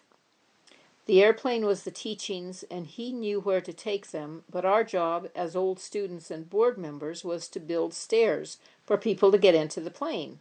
He said that when we all got high on dope and went to Nepal, we had pole vaulted ourselves into the plane and thrown ropes down for our friends. And in those days that worked, but that was not the way to make the teachings available in the West. Now we needed to provide proper access. You know how they bring the stairs directly to the plane? How you don't even have to walk to them? Mechanical means brings the stairs to the height of the door. We need like that, he told us. Lama also said that retreat centers might not be the best place for people to start, as retreats presuppose knowledge of the teachings. We needed to make it easier for people to grasp what Dharma was all about, so that they could see how it would fulfill their needs. Lama said we needed a place where people could connect easily, relax, do yoga, dance, meditate. He said we should not be the bushy people at Vajrapani, not force people to come up to our level. Rather, we should go to their level, because that's what compassion is all about. John Schwartz. John Schwartz was a confident, successful man, and fair game for Lama's teasing, some of which came in the form of his nickname of John Shore. As Lama Yeshe's new attendant, John decided the students were overly protective of the Lamas, especially with regard to Lama Yeshe's heart ailment. "How I look?" Lama would ask people who worried about him, sticking his face out for inspection and turning to display his upper arms as if the diagnosis lay there. "What do you think? I tell you, Western science, they don't understand the power of mantra, the power of mind." John Schwartz says, "I discovered that protection was the last thing Lama wanted. People worried about whether he was up too late or talking too much with one person or whether the interviews were tiring him out. But he never got tired of doing stuff like that. I'd tell people they had just 5 or 10 minutes with him. When that was up, I'd walk in on them and stand there. Lama would look at me, say, 'Thank you, dear,' dismiss me, and just keep on going. He didn't want someone to chaperone him. He wanted someone to clear the path, to make it easy for him. He knew when to stop talking. If he's with someone for a long time, it's because they need it. Teaching was no problem for Lama. He could teach 12 hours a day. What sapped his energy were people's problems, their sob stories ad infinitum. Before doing interviews, he'd say to me, 'Time to go to work.' Then there were meetings with center people. He went over the land with them, inspected everything, gave them pep talks. Lama worked absolutely all the time. He never stopped. I never saw anyone work a mala like Lama either. He used one all the time, no matter what he was doing. He wasn't secret or invisible about it either. You could see his lips moving too. Lama Yeshe had a wide selection of malas, including a kind of global one with a crucifix and several other religious emblems on it. Sometime later, a Dorje Kadro fire puja was held at Jackson's Kitchen on the Vajrapani land. But despite their reputation as resourceful bushy people, they could not seem to get a fire going. Lama Yeshe took over, rebuilt it, and lit it just fine. "We made fires all the time," said Oa del Banco, one of the Vajrapani pioneers, "but we just couldn't get that fire to start. A picnic on the high ridge followed. Tom Wagner's little truck was the best of a sorry lot of vehicles, and he was given the job of driving Lama Yeshe back down to the Gompa. He got in, and I warmed the engine before taking off, because it's tricky to get off the ridge. It's steep with a lot of loose gravel. Lama wanted to drive, but I couldn't let him because you really had to know what you were doing up there, said Tom. On the way down, he asked me to stop so he could take a pee. These students, he told me, you sit up there on the throne and they offer tea and don't ever think Lama has to go pee-pee. After the Grizzly Lodge course, Lama Yeshe spent the next few days at a house on Lake Tahoe, resting and hunting out local antique shops with Anila Ann. He loved buying pretty things, most of which ended up in Marcel's shop. Spotting a red vase in one shop, he distracted the owner with half an hour of amicable chit-chat before casually asking the price. He became very charming, and the owner was so taken with him the price just plummeted, said Anne. Then he bought it. Pyramid Lake. Carol Fields and Paula Chichester wanted to take Lama out to Pyramid Lake in the Nevada desert. The local Native American Indian tribes there were in an uproar because irrigation had caused the water level to subside, giving coyotes access to the eggs of a colony of special white pelicans nesting on a pyramid-shaped rock in the middle of the lake. Lama agreed to do a puja there to help them. Carol says, we met with 2 people from the tribal offices. They had a great time with Lama, talking about politics and ritual and medicine belts, which protected warriors from the white man's bullets. Lama told them monks in Tibet had similar protections. The puja was to be held on the pier. Lama had us make a burning offering of sage and said prayers while we sat around him. The weather was overcast when he began. Then the clouds parted and became very hot.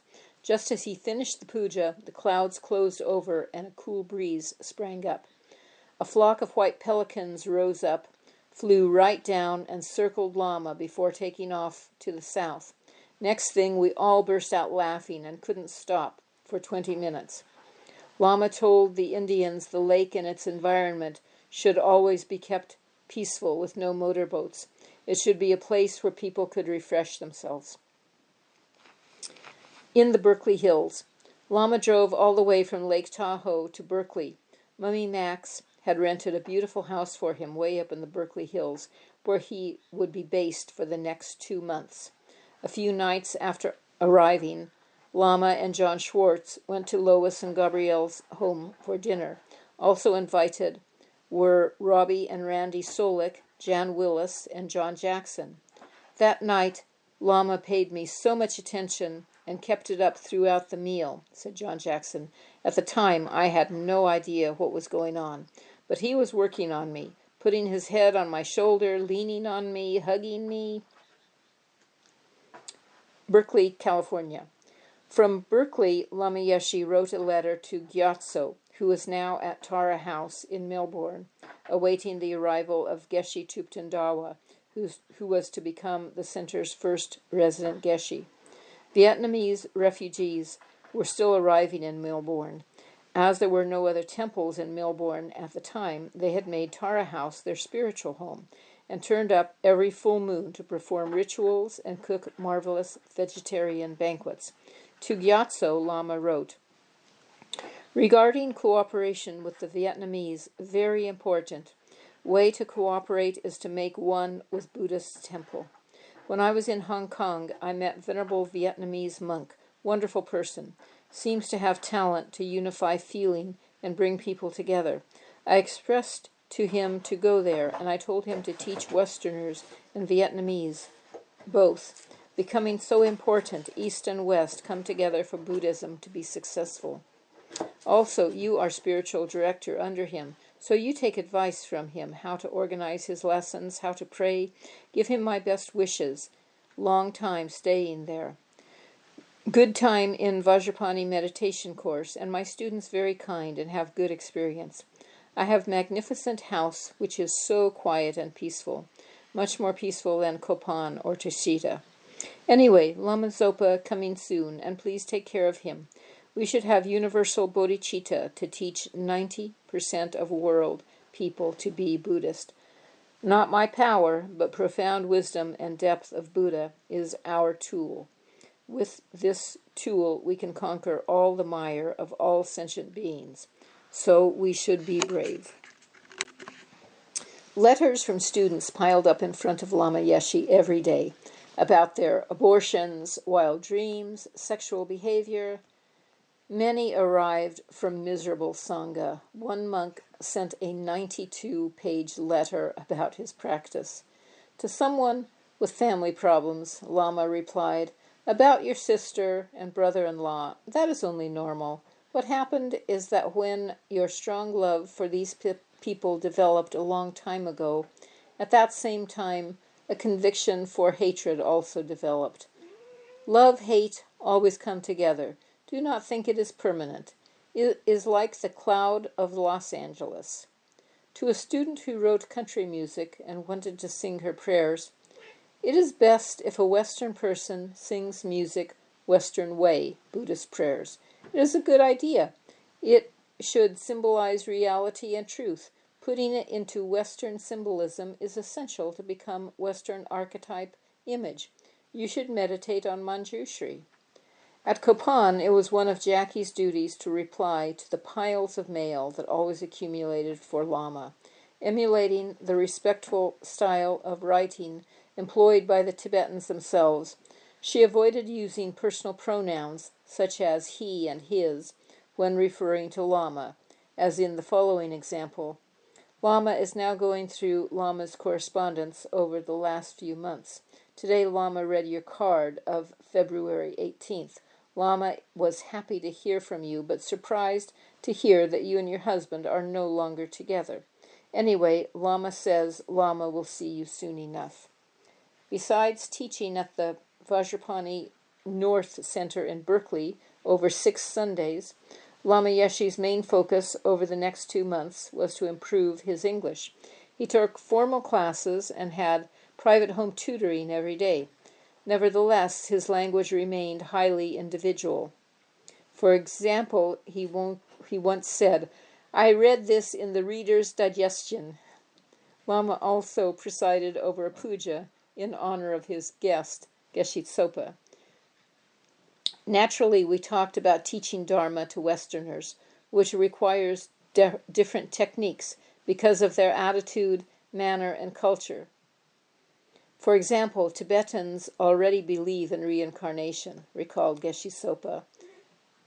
We both cooked. When the lamas came to my house, we'd always make momos together. Thupten Yeshe had a car, and one day we went for a drive. Lama asked me if I could drive, but I told him, Lama Yeshe asked me if he could drive, but I told him no. Lama Yeshe would never argue with Geshe Tsopa. Fridays with Judy Weitzner. While Lama was in Berkeley, Judy Weitzner spent Fridays with him, during which she helped John Schwartz with the cleaning and did some cooking. She also thought up interesting outings for Lama while he practiced driving. Judy Weitzner says, "He drove John and me to an antique fair. My partner, Don, really wanted to come, but had a terrible earache. Lama blew in his ear and said mantras, and in a few minutes, the ache was completely gone. John had also given him aspirin. Afterward, Don said, 'Hey, those aspirins really worked.' Lama just cracked up. 'You Americans, you'd rather believe in aspirin than in universal atomic energy,' he said. He loved buying little tea sets and all kinds of kitsch, like an exquisite Chinese cloisonne bowl in which water magically disappeared. Lama took such delight in silly things, like comparing the click in my camera with the click in his, how his sounded more professional." We laughed and laughed about these things. I could hardly stand being in the car with him when he drove, though.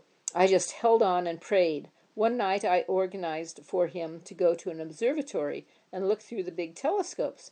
I imagined I would drive through the hilly, winding Oakland Road at night, and was shocked when he announced that he was driving. "Don't worry, dear," he said. "Visualize yourself as Tara." Well, I tried. Robbie Solik was in the back seat, and he was just petrified.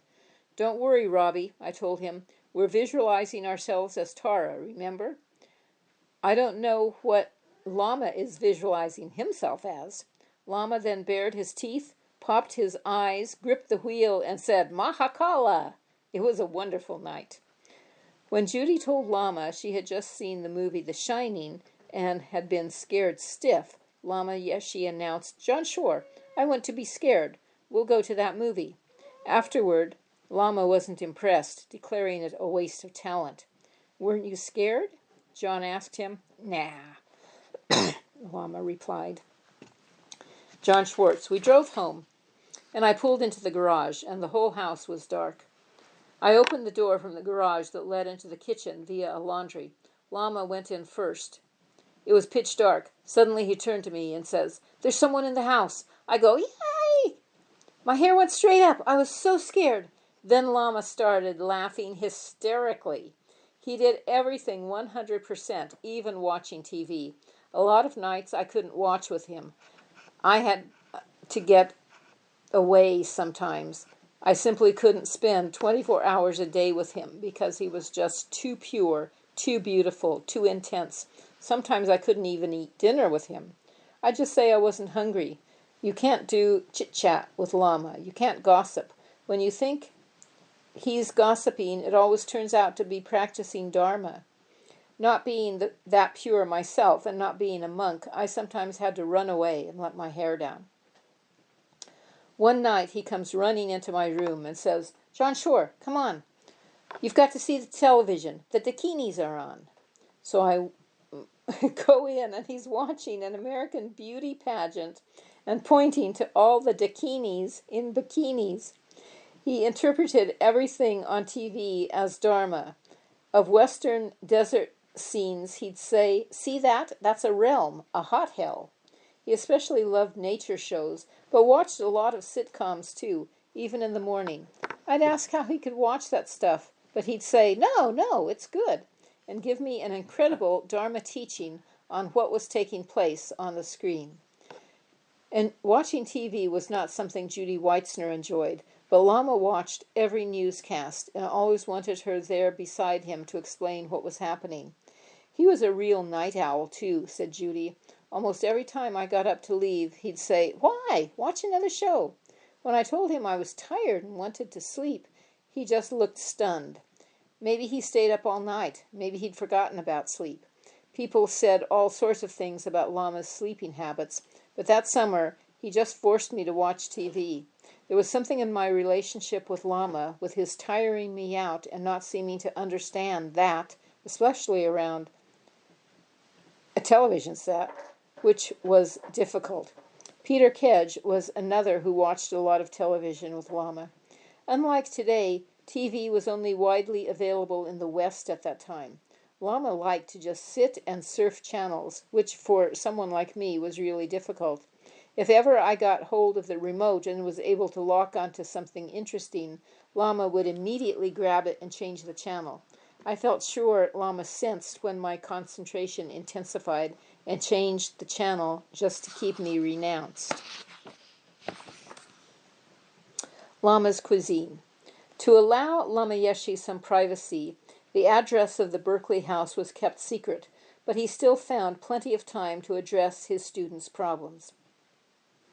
John Schwartz says he was always trying to get couples back together after they broke up. He'd spend all this time with them, but I just told him he was wasting his time. After all, he knew karma better than anybody, and when something was over, it was just over. And he'd say, "You really think so, John Shore?" And I'd say, "Yeah, I've been married twice, and I know these things." But he tried so hard. First, he'd invite the man to dinner, then the woman another night, then he'd have them both in together. He never had any success. John continued, "I was always amazed at the amount of food Lama could eat with all his physical problems. He'd often hold the palm of his open hand on a spot down near his waist and say, "Oh, my heart." I'd say, "Lama, your heart isn't down there." But he said it was. I didn't know what he meant by that. He always had breakfast, and I'd lay out a whole spread for lunch. He called it his California lunch, with salads and lots of pastrami, salami, cheeses, all the fatty foods. He just loved it. Then he'd have his nap, and 2 hours later he was calling out, "John Shore, where's my snack?" He loved cold cuts, even with tea, and at night he'd eat a big dinner. One day we had just finished one of these California lunches when he gets a call from this married Mongolian lama who lived nearby. This guy constantly did pujas, and Lama always attended them when invited. So this Lama called to say that his wife had just made momos. Well, that was the magic word. We go over there, and Lama starts putting away these momos, looking up at me with sheepish eyes, like a kid caught with his hand in the cookie jar, as they bought him plate after plate of them. Most of the time, Lama ate good food. He was one of the few Tibetan lamas to understand about salads and fresh vegetables. He made a garden out back of the house as soon as he got there, to maximize the growing time. He really had the touch. You never saw vegetables grow so big in just 2 months. People would come over and say, "I've lived in Berkeley all my life, and I've never seen anyone grow stuff like this." He gave it away, a lettuce here, tomatoes there, supplying his students all summer. Lama knew about good food, but he ate junk too. While we were in Berkeley, he discovered kimchi, the Korean national dish of very salty, highly seasoned cabbage. It is so bad for you. So Lama says, "John Shore, I can make this stuff myself." So I bought him a bunch of spices and stuff, and he got these jars, filled them up, and put them in the refrigerator, and checked them every day. I didn't try it. He also liked mixing his own teas.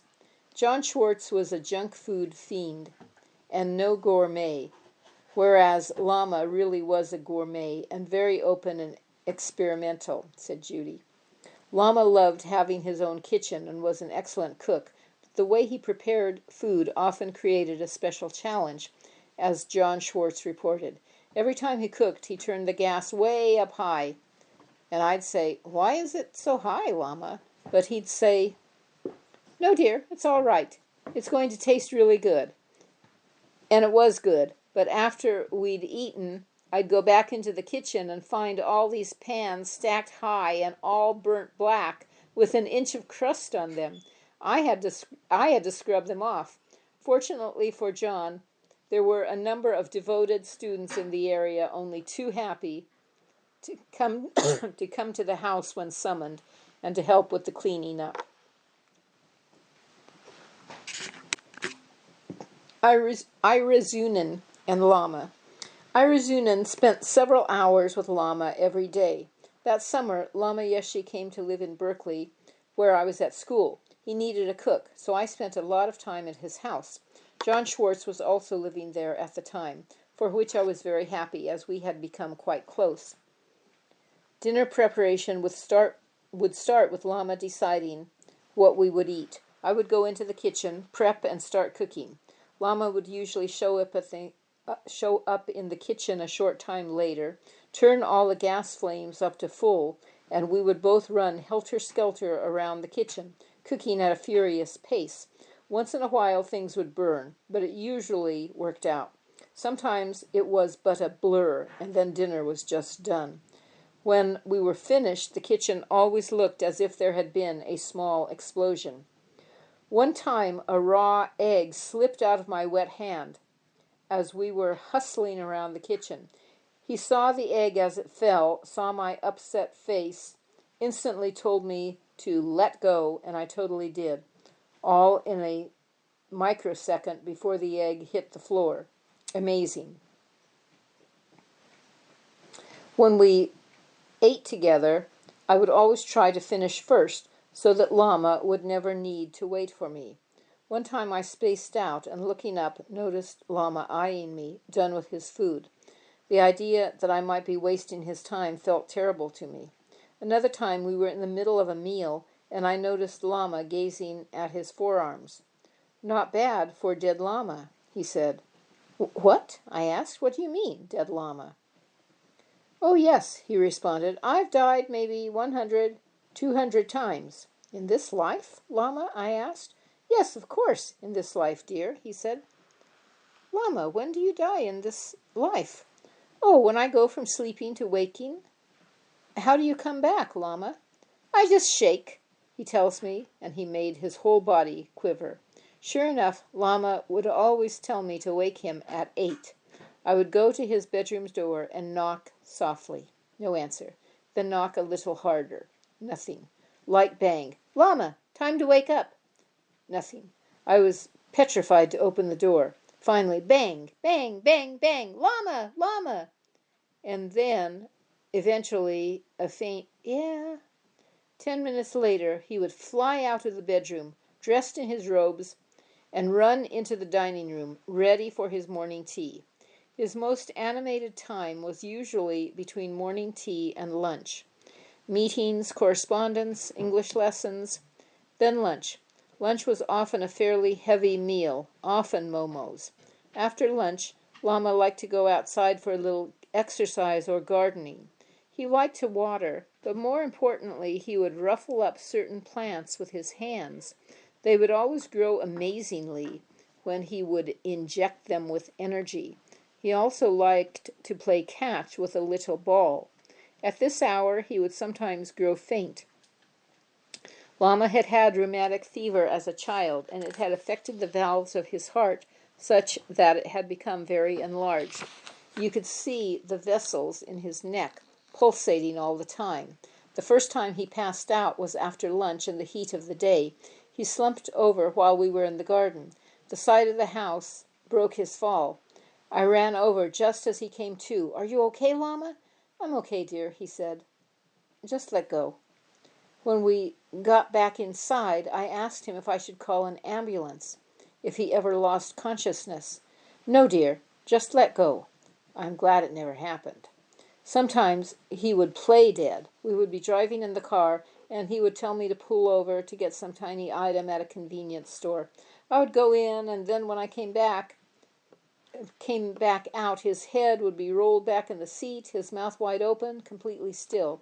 At first, I would think he was joking. "Lama, come on," I would say. But he would persist, looking like a corpse, until I would freak out, and then he would start cracking up. Lama Yeshe also liked to watch TV, especially the news, to learn more about the Western culture and improve his English. He would often ask me to explain what was going on. At this point, Carter was president, and we were in the middle of the U.S. hostage crisis in Iran. He asked me a number of questions until he had a grasp of the situation. He felt President Carter was too soft. He said, "If I was president, I would make a strong force and just take the hostages out." Lama Yeshe loved gardening so much that Paula Chichester enrolled him in a horticulture course at a local institution, Merritt College. He attended classes for several weeks, 3 hours a day, 3 days a week, with homework assignments. It was quite a commitment. He had the idea that Copan could grow bulbs commercially. Judy Weitzner and Carol Fields shared the driving with John Schwartz. Sometimes Lama drove, but always with someone. Instead of robes, he wore a maroon shift to class that came to just below his knees. By the end of the course, everyone in his class was giving him presents. Judy asked Lama for some teachings, and he told her to come to his room the very day he was leaving California. Naturally, the house was in chaos and filled with people. I knew I needed to have a calm mind, but I was a raging lunatic, obsessed with getting Lama to the airport on time, said Judy. Then, at one point, I looked at Lama and he looked at me, and I felt this beam of energy. All that worrying stuff just fell away, and I felt like I'd been in meditation for weeks. "Okay, dear?" he said. Then he gave me a teaching, and a short mantra to say 21 times a day. At the airport, he grabbed my hand, pressed something into it, and told me not to look until he had left. He had his hooks into me from the first time we met, and he knew it. He used to say, You're always asking questions. I thought he was criticizing, but he said, Shows a very good mind, dear. You never take anything I say at face value. After he left, I opened my hand, and there was this little Dorje. I felt he had handed me some power and promptly burst into tears. Continuing, Judy said, a day or so after Lama left Berkeley, someone went out to the house to pick something up and checked the vegetable garden. They found that everything had completely shriveled up and collapsed. Some time later, I ran into the English teacher who used to come to the house. She told me she had been deeply troubled that summer, and Lama sometimes gave her advice during their lessons. She said that the way he treated her then had saved her life and changed it forever, though she never took him as a teacher. Vancouver.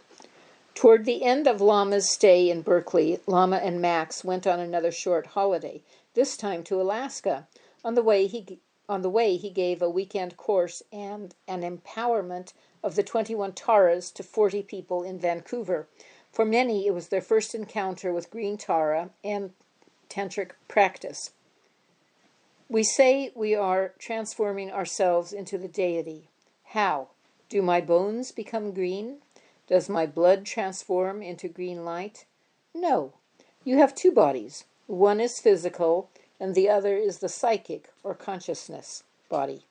If you don't understand this, you're missing the point of practicing Yoga Tantra. When in your everyday life, you change your inner attitude, you are a different manifestation. When you are angry, you're a different manifestation from when you're peaceful, aren't you? But your head hasn't changed, your hand hasn't changed. That is what I am referring to, the transformation of consciousness. The consciousness body transforms into the green, radiating light body, so you eradicate the ordinary conceptions of ego, the limited, self-pitying one with which you usually identify yourself. The difference between Buddhist and Western psychology is that in Buddhism, the ego doesn't have a good reputation. The ego shouldn't receive any encouragement. However, we do speak of divine pride, recognizing your divine quality, your dignity, but you should not have ego. From the Buddhist philosophical viewpoint, the human ego is a hallucinated projection. The tantric viewpoint is that any time you experience a pleasure and bliss, the tendency should be to increase wisdom, tranquility, and satisfaction. That's why Tantra emphasizes having pleasure and bliss. If you are dissatisfied, the result is more dissatisfaction and misery. That is the interdependent characteristic of psychological phenomena. Many people feel guilty when they have pleasure. Unbelievable. Completely stupid. I know many religious people who go on holiday and say, I feel guilty. I had a good time, but others are suffering so much. I never think that. Be grateful. When you are able to give pleasure to others and you feel worthwhile, it's important to understand that if you have a good time, a quiet and peaceful time, and enjoy yourself, that is the result of your good karma, your good attitude, good thinking. So you recognize and appreciate instead of feeling guilty. An Alaskan holiday with Max. The Alaskan trip on a Norwegian luxury cruiser was Lama's idea. Lama was so excited, said Mummy Max. He wanted to see hunks of ice falling into the sea, and he just glowed when we talked about glaciers. He wore lay clothes, and I wore a white duffel coat. He had his mala in his hand the entire time. Of course, everyone on board fell in love with him and started telling him all of their problems. We went all the way up the fjords and spent a couple of days in Anchorage, where Lama was so sad to see the native people drunk and hanging out on street corners. At one point, we left the big boat and got into a smaller one and went right through all these pale, light blue icebergs. There were polar bears and black bears. Lama loved it, although he got a little seasick. But we were never alone, as a little group of people had attached themselves to him. He sat and meditated on the ice, and I took pictures of everything. After his holiday, Lama Yeshe returned briefly to Berkeley, where he described his trip to his California students. He said, from Vancouver, we went on the Holland-American line. It was so beautiful, so magnificent. Most of the people on that trip were retired. Everyone had white hair, including myself. Not so many young people. The ship was very smooth. I could not believe. I think I could travel the whole world by boat. It was unbelievable, like going to the Mount Everest area. It was the most fantastic I have ever seen in my life. There were birds that I had never seen before, and 100,000 seals sitting on the icebergs. The icebergs were like snow mountains, so high, but the boat went right through the ice. Unbelievable, the boat pushed right through, and when we came near, the seals dove right into the water. I took so many pictures. We also saw grizzly bears, very scary. We were very close. Really, it was a totally new world. Alaska is the largest state, bigger than Texas, than California. I think America has very good fortune, no? Mostly their industry is fish in Alaska, fishing. If you enjoy fish, you're all set, but if you don't, you're out of luck. The birds are unbelievable, birds that you never see anywhere else in the world. And then there were the glaciers, fantastic. And when they fall down, it is like a thunderstorm, boom. But not only did the icebergs fall down, sometimes huge pieces would pop up from under the sea, pop up from the bottom. Everybody was scared and waiting, because you never knew when or where these things would happen. There was some sense of danger because a huge iceberg could also pop up just under the ship, and whether falling down or popping up, they caused big waves in the water. Overnight in New York City. From California, Lama Yeshe flew to New York, where he and John Schwartz booked into an airport hotel before their flight early the next morning to Iceland. But first Lama wanted to go shopping. John Schwartz recalls, Lama Yeshe was a professional shopper. He just loved it. He told me he wanted some trousers. So we went to this nice store where he headed for the women's department. He thought the colors there were nicer than in the menswear. He bought a pair of light maroon jersey slacks with an elastic waist and some other maroon clothes. That night I went to his room to bring him down for dinner, and he's wearing a polo shirt with these tight jersey pants and his leather bag looped over his wrist. It was the first time I had ever seen him in Western clothes. He strikes this pose, arms out like a model, hips forward, and says, "How do I look?" He looked so gay it was unbelievable. Then I noticed his private parts showing prominently through his tight jersey trousers. He looks down and says, "Oh, excuse me," and comes back with his underwear on. When we got to the dining room and the waiter came over and poured us each a glass of water, Lama looks at him and says, "Is this water boiled?" The guy gave him such a look. Iceland. Icelandic social worker Thorhalla Björnsdóttir had been living at Tushita Retreat Center for some years. The day I left, in May 1979, Lama told me that he wanted to visit Iceland, said Thorhalla. I thought he was just saying it to make me feel good. However, a year later, my situation at home was such that I felt I could receive him, and sent a very small card with an invitation. Not long after that, I got a ticket asking me to. Not long after that, I got a letter asking me to send a ticket, which I did. On August 25th, Lama Yeshe gave a public talk to 100 people in Reykjavik, but his short visit was really a holiday. It was August and the weather was fantastic, Thorhalla continued. Iceland is a magical and beautiful country, and Lama saw it at its best We went to the countryside and saw many different things. Wherever we went, Lama always found time to take a nap. He just disappeared into nature to sleep or rest for a while. In 1980, there was no hierarchy or upper or lower classes in Iceland. Everyone went to the same schools, and it was like a family. Lama really liked that and wanted to come back again. He said it reminded him of Tibet. He wore his robes, which drew a lot of attention, and walked down the main street with me, holding my hand. I was so embarrassed. At one point, he stopped outside a lingerie shop and looked at everything in the window. I tried to pull him away, but he was completely relaxed. We went into a tourist shop where they sold stuffed puffins. Lama began bargaining for one. Bargaining was unknown in Iceland. All the puffins looked the same to me, but Lama kept thinking about this particular one. The next day he went back and bought it. He asked me to bring it to India for him and have a cage made for it. I brought it, but did not have the cage made. Then Lama installed it in an empty glass aquarium he had in his big room at Tushita, and there it stayed. You know what that reminds me of? From Iceland, Lama Yeshe sent B. Rebush a postcard written by John Schwartz that read, "Please tell Max Redlich, take care Lama Zopa, and check Lama Zopa's health, and take him to dentist and clean his teeth, but don't let them take out any teeth." Rinpoche was teaching in Melbourne at the time. The trials of a Lama's attendant.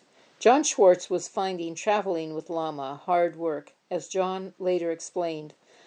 Lama understood my need to relax, so whenever we got to a duty-free store, he'd buy us what he called a bottle of wine.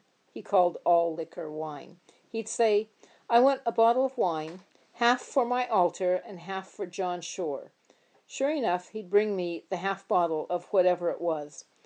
Needless to say, being as deluded as I was, I didn't put the half he gave me on my altar, but instead enjoyed it quietly in my room. If we ever had any spare time at an airport, Lama would go to the magazine section. One time he called me over and showed me pictures of wonderful-looking naked ladies with enormous breasts in Playboy, and asked me, "John Shore, do you think that is attractive?" I'd say, "Yeah, but look at those breasts. They're so big." I'd say, "Yeah, Lama, that's attractive." But he'd kind of shake his head. Obviously, he didn't see it that way, and he was learning something too. Lama always had a good look around airports. Once he spied a Muslim woman sitting in a corner of a very busy airport doing her prayers and said, "Look how beautiful that is." And it was, too, to see someone so quietly into herself, doing her practice in all that tumult. A visit to Manjushri Institute was included in this year's tour. On the train up to Ulverston, Lama and John had an argument about money. John Schwartz said, "All the centers we visited were in such financial trouble, but when he arrived, everyone gave him all this money, and he'd leave with it. I suggested he'd give some back to the centers. He said, 'No. First, I work to do this, and they're giving me the money. Also, I have a lot to take care of besides the centers. I have gurus too, you know.' And of course, I knew he took care of everyone at Kopan and never kept any money for himself." Then he added, "Westerners know how to make money." It was like he was debating me, slapping his hands together as he said, "Okay, what else is bothering you, John Shore? What's next?" Whatever I brought up, he just nailed me to the wall with it. But about the money, he said, "Just wait until we get to Italy if you want to see piles of offerings. There aren't many religious countries in this world. America is not a religious country, but Italy and Spain are." And it was true. When we got to Italy, there were mounds of white envelopes 2 feet high. I was pretty sulky by the time we got to Manjushri and said maybe it was better if he continued without me. "I don't need you," he says. "You do too," I said. "You can't even lift a suitcase." I don't need you. I can get my suitcase on and off planes. I didn't leave him, of course. And then he said, I like Americans. They tell you exactly what's on their minds. They just say it. Traveling with Lama was very confronting for me, John admitted. He always told me to book him on Pan Am because at that time they were often half empty and he could put the armrests up and grab some sleep. But Lama pushed my buttons mercilessly. I would have our whole schedule worked out, really planned, but we always got to airports just as the plane was about to leave. He simply would not leave earlier, and it just drove me nuts. I'd say, Lama, come on, we're going to miss it. And he'd say, don't worry, dear, don't worry. And we rushed to the departure gate, and he'd say, what time does the plane leave? And I'd say, you know, Lama. Then he'd go over to the airline counter like there was all the time in the world and ask them what time the plane left. And I'd just say, I just told you. He was just doing stuff he knew would irritate me, and he did it all the time. Publications for Wisdom Culture. Among the challenges facing Wisdom's new director, Hugh Clift, was the often strained working relationship that existed between various members of the publishing staff. Just after Hugh had fired Robina Courtin, John Schwartz suddenly appeared in her office. He told her she was to attend a meeting of departmental directors to be held that night. She was surprised, as she was not a director and never attended such meetings. Lama sat me right opposite him and directed all his questions about publishing directly at me, said Robina. It was clear he was demonstrating that I would continue to work in publishing. There was discontent in the kitchens as well. At the end of 1979, the new managers at the Priory asked me to fill in timesheets, said Ronnie King. I tore them up, completely offended. I worked 24 hours a day for the kitchen and took the food and everyone's general health so seriously. Ronnie was also very concerned about environmental issues, but found that many people there were very ignorant of them. Although she loved the teachings being given at Manjushri and characterized them as perfect, after Lama's visit, she left Manjushri and went to India. Lama Yeshe's teachings at Manjushri included 3 days, September 4th, 5th, and 6th, on Chapter 4 of Maitreya's Discriminating Between the Middle and the Extremes. He also conferred empowerments of Vajrasattva and four-arm Mahakala and led a Tara Puja, a Tara Fire Puja, and a Protector Puja. Many students reported that it was becoming harder and harder to get an interview with Lama Yeshe, yet Lama often managed to run into those who really needed to see him in unexpected moments and do a great deal for them in just a few minutes' conversation. Business matters. The Priory was now on the Registry of Historic Buildings and received public money for its upkeep, but one of the conditions was that it had to be kept open to the public for a certain period of time. Ondi Wilson and her husband, Lee Bray, had not only been the first couple to move into Manjushri, but were also both teachers with good salaries. One day, Lama asked Ondi if she would get involved in making a business to capitalize on opportunities to serve the wider public. In response to this suggestion, Ondi and another student created what became known as the Cafe. Ondi explained, although it never did much more than break even, it was a very successful venture. Lama was delighted that the crockery matched, that tablecloths were clean, and things were just as they should be. We made a video of the history of the place to show tourists and give them a little meditation. They could also buy something in the gift shop and sit down for tea and freshly baked scones. I was really happy to make contact with the local community and get the public in there. Most of Lama Yeshe's centers struggled for money while trying to purchase buildings and support Kopan as well. Several centers got involved in selling fashion garments manufactured by Marcel in Kathmandu and Trisha in Delhi. This proved mildly successful in some countries, but in England the venture ran at a loss. This caused some at Manjushri to complain that they had been pressured into business against their higher instincts. Some thought business mundane and unspiritual, but Lama always emphasized that his centers should strive to become financially self-sufficient. The Priory Group. Since Lama Yeshe's last visit to Manjushri, quite a few new students of various nationalities had joined the community. Apparently, some of them had become very frustrated with how the center was run by the director, Harvey Horrocks, and the existing management, calling loudly for democracy. In response to the complaints, Harvey organized a brainstorming weekend involving all the members of the existing management committee, together with quite a few community residents and a few non-residents, people with a strong connection to the center. Garth Spears ran the weekend, which included a number of sessions to explore finding a management system better than what was in place at the time. As a result of these sessions, Harvey set up a new structure, replacing the management committee with the Priory Group, which included some of the more vocal complainants.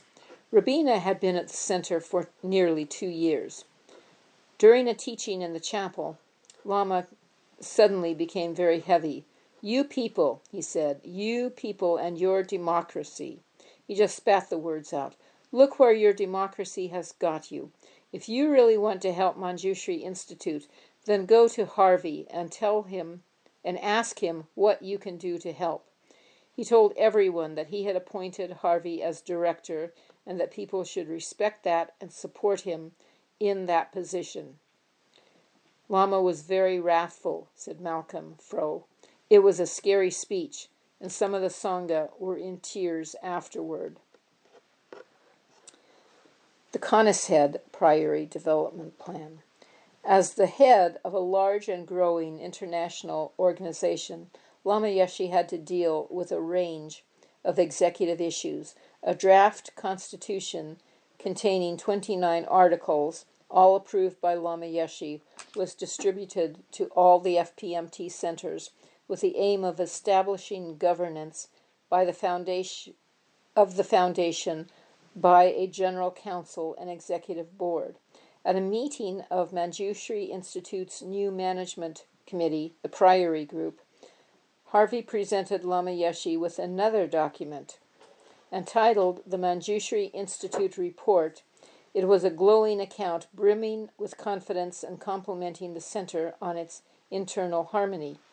Speaking about the importance of Manjushri finding ways to raise funds, Lama said the center should be able to offer accommodation to professionals, not just hippies and young people. For this, they needed good facilities, which in turn required financial security. Big building, big money, and no spiritual, that is wrong, Lama told them. Big building, big money, big facilities, big benefit, then all right. He added that he thought the idea to offer the place as a conference facility was a good one, as it would bring business right into the center, rather than looking outside for it. He also told them that it was fine to serve alcohol at conferences if the clients expected it. Christian priests drink, and that's all right, Lama pointed out, but to be intoxicated is no good, no matter who it is. So check up. He also added, "Don't worry about failure. You should understand that behind us there are thousands of sympathetic students who will support the center." Lama pointed out how lucky they had been to secure government funds to develop the historic Priory building. Other centers are not so lucky. Manjushri Institute, most lucky center in the world, Lama exclaimed. He also stressed that the business priorities should be clear and accounting for the government funding kept quite separate. These government funds were tied to the Conishead Priory Development Plan. "I just give proposal to keep my family happy, unified. It is like a normal family, where the father goes outside to make business to take care of the family. That's what the management does, what Lama Pasang does at Kopan.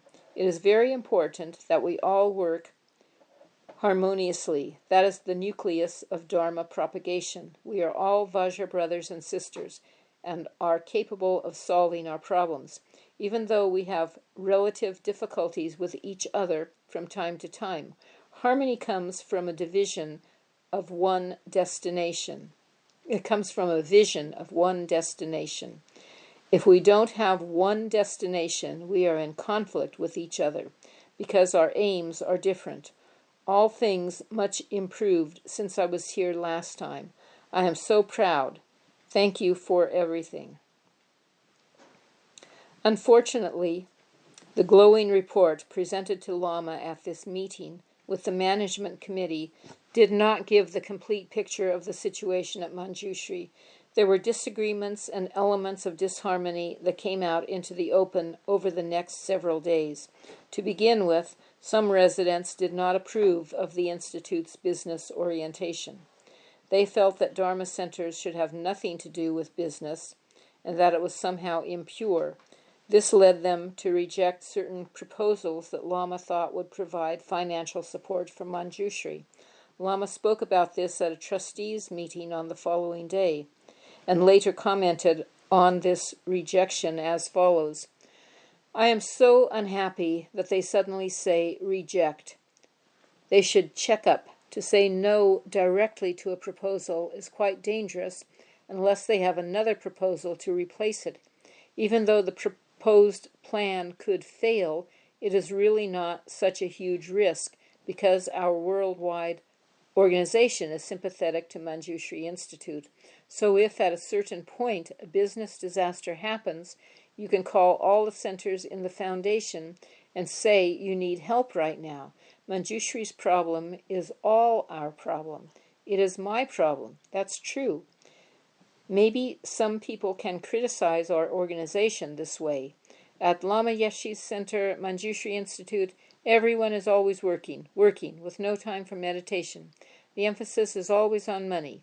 People could say that kind of criticism, but on the other hand, look at all the Western world realistically. Who is not working? For example, Harvey. If he is not involved here, he would be working as an engineer. Can they just stay here without working? I feel working for the Dharma is something natural. It also doesn't leave people much time to just space out. To study is also natural in the Western world, but we cannot say we are Tibetan Buddhists, therefore we should follow the way of life of a Tibetan monastery and not work. We cannot say that we should get up in the morning and just have puja all day. It is unrealistic to think we can survive without working, unless this organization has a millionaire, or if someone gives us 125,000 pounds every year. But who is going to do that? So I think it is obvious that we should be economic and work to be healthy. Western working people cannot live in poor Eastern monastic conditions. It is unnecessary to live this way. Although Lama Yeshe generally encouraged the idea of running businesses, he was quite happy to see that the management committee had given up on the idea to open a restaurant at Ulverston, away from the Institute. I feel it is wise that too much outside activity is eliminated, he said, so I have no problem at all if you abandon this Ulverston restaurant idea. How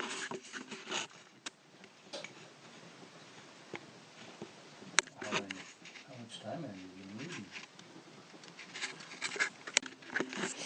Ed Green's Great Offer.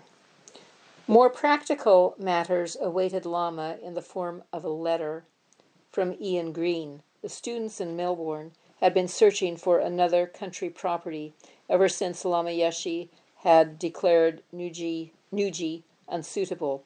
Ian became involved in the search, which ended in his own family's backyard. His father, Ed Green, was a successful businessman. He found the Buddhist people he met to be straight and true and devoted to good practices. He suggested to Ian that they might be able to use part of an 850-acre tract of bushland his family owned just outside Bendigo, the third largest town in the state of Victoria, and 2 hours' drive from Melbourne. 70 acres of the place were occupied by Sandhurst Town, a historical town tourist venture with its own small railway, a eucalyptus oil distillery, and many pioneer-style attractions, including a restaurant. Ed Green proposed that the Buddhists take control of this business and the whole property on a nominal long-term or permanent lease, with a trial period of 2 years.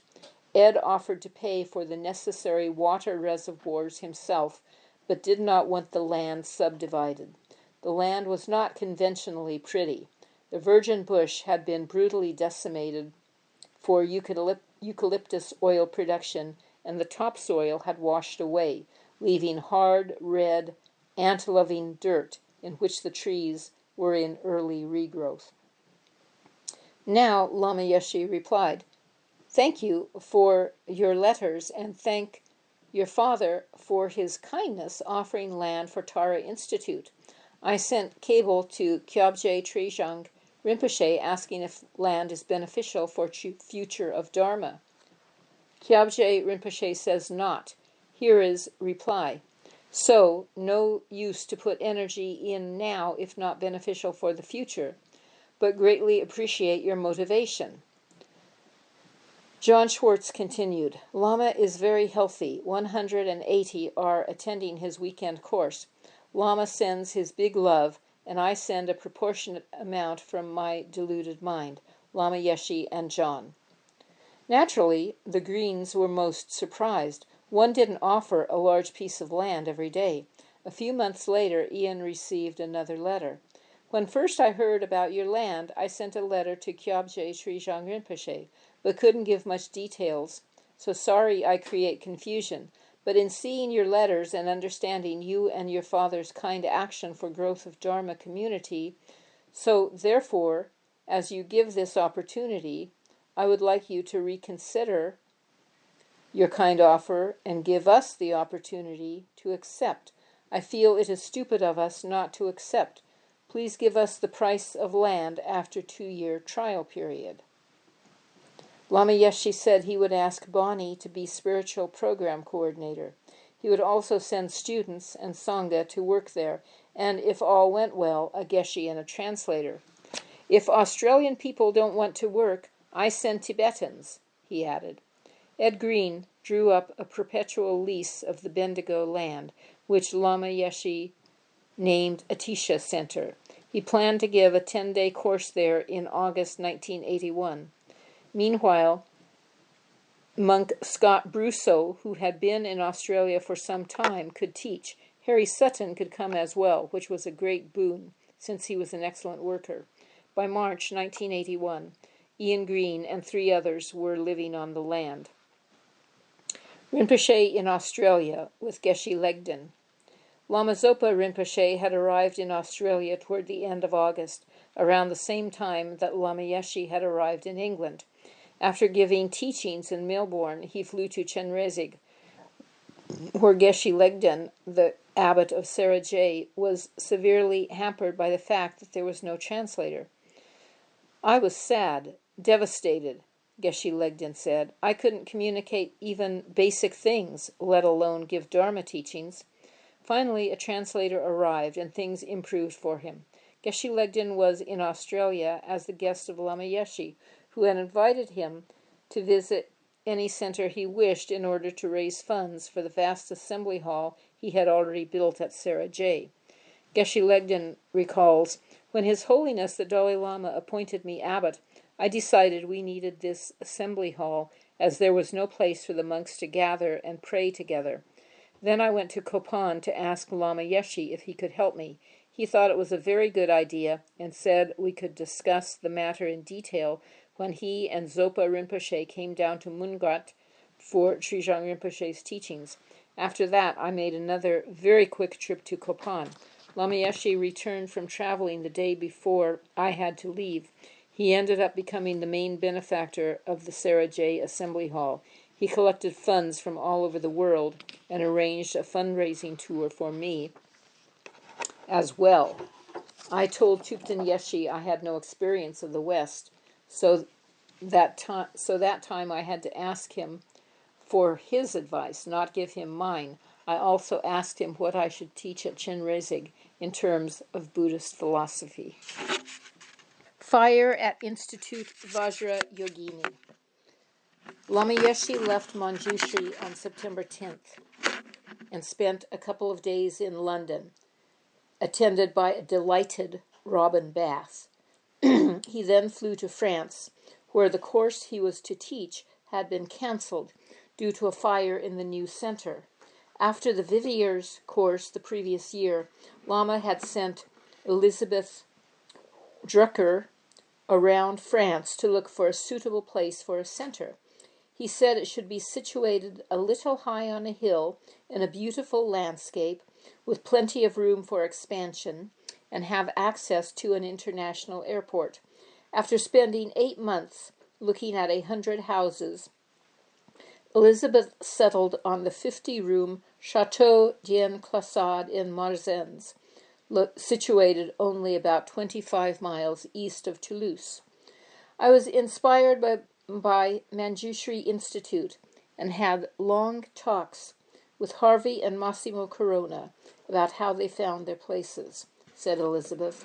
Finally, I got in contact with a government association buying big properties from old noble families who could no longer afford to pay the taxes on them. We didn't have to pay sales tax on the chateau because it was government property. The conditions were very good. Dennis Hewitt sold his land at Montélimar in southeast France and gave me a budget. Dennis had become France's Pinot Corona, the primary material benefactor. Located near the town of Lavère, Chateau d'En Classade dated back to the 19th century and had belonged to a relative of the painter Honoré de Toulouse-Lautrec, who was born in the nearby town of Albi. The accompanying property had its own park and orchards covering several gently rolling hills. During the 12th and 13th century, when the heretical Cathar religion was spreading in southern France, the town of Lavare was considered the center of the Cathar movement. The Cathars, a Gnostic Christian sect, had propounded a number of unorthodox beliefs, including reincarnation, which were deemed heretical by the Catholic Church. A crusade was launched from the north to uproot this heresy, and Lavare was besieged several times. During these sieges, some of Lavare's citizens acted courageously to defend their town and their faith. As a result, it is a kind of local tradition among the people there to stand up for freedom of belief, whatever the cost. When the first students moved into the chateau and found out about the local history, they thought it quite serendipitous. Once Elizabeth had acquired the building, 8 students moved in almost immediately, and a residential community soon established itself. Serkong Tsenchab Rinpoche taught the first course at Institute Vajrayogini in April 1980. Then came the fire. It started in the roof of the western wing after workmen left something burning when they came down for lunch one day, said Elizabeth. Suddenly the whole roof was in flames because it was such a very old building. I called Lama in England and cried on the phone, but he said, very good, very good. What a good purification. Beautiful, beautiful. I was absolutely speechless. I told Lama we had to cancel his course because we had too much to deal with. The mess, the firemen, the insurance. Yes, of course, but I'm coming anyway, he said. It was his first visit to Institute Vajrayogini. When they arrived, Elizabeth continued. John Schwartz took me aside and said, Elizabeth, I told you not to smoke. We cracked up, enjoying our crazy Jewish humor. Lama inspected the damage and said, Don't worry. You will get a lot of money from this. I will go around with you to look at other places for sale around here, and we will buy one for the monks and nuns to live in. The insurance payout was indeed enough to buy another building. Lama was primarily interested in finding something for his Western monks and nuns, similar to the situation they had previously had in Kopan. The situation for the IMI Sangha at Kopan had been hopeless ever since the Nepalese government had changed the visa laws. We looked at a few places. Lama told me to keep in touch and said he was sure I was going to find the right place. 50 students turned up at Institute Vajrayogini, despite the fact that Lama Yeshe's course had been cancelled. Lama and John stayed in a nice flat arranged for them in one of the chateau's outbuildings because the main house stank of smoke. Lama gave 2 discourses and asked the resident teacher, Geshe Lobsang Tengye, to give a short Lamrim course, at the end of which the students received a Dorje Kadro empowerment.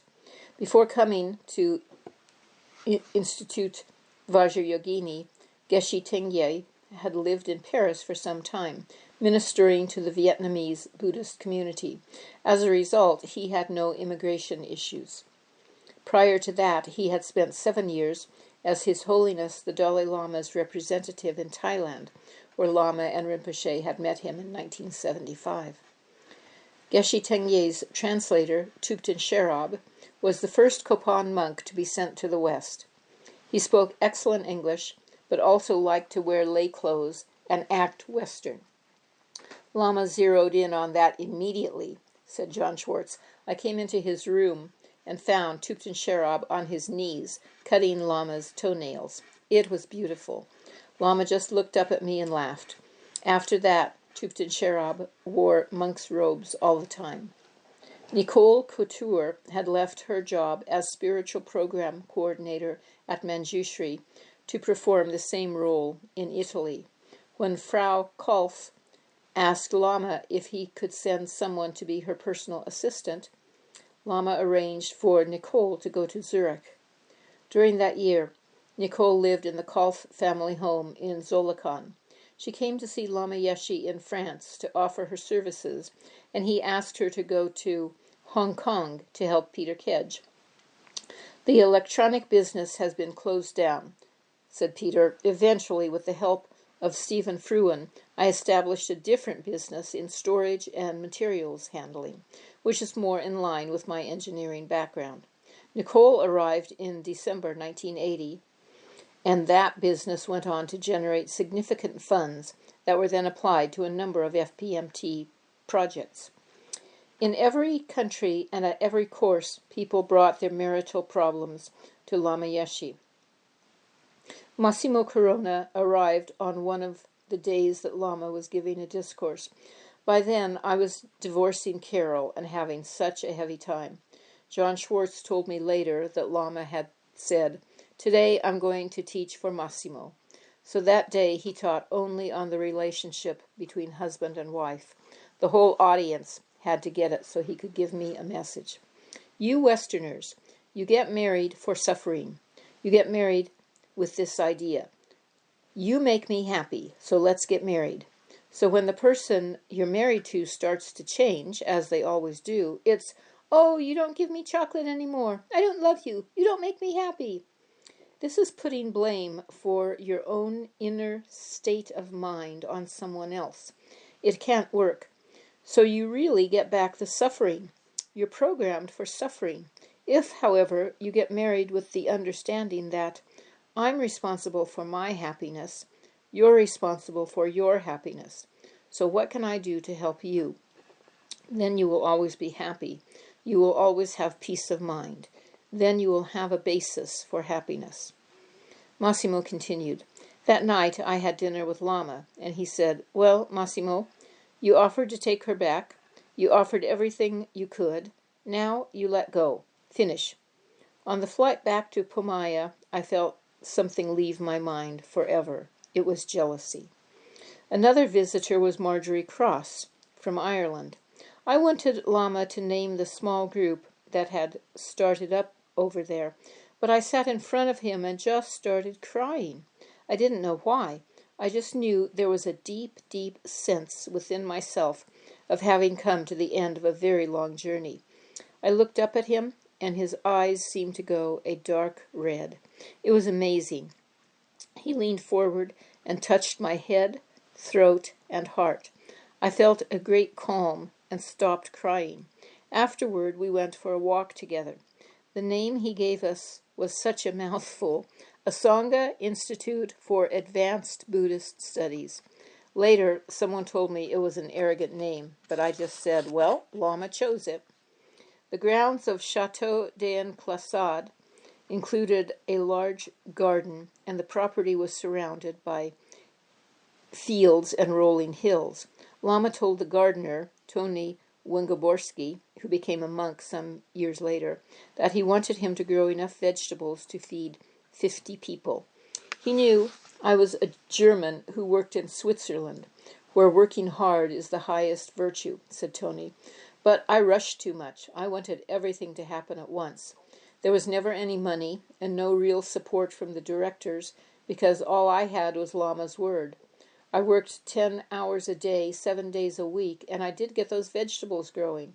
Lama told me to give names to different parts of the garden, such as Aryatara Garden and Shanrezig Garden.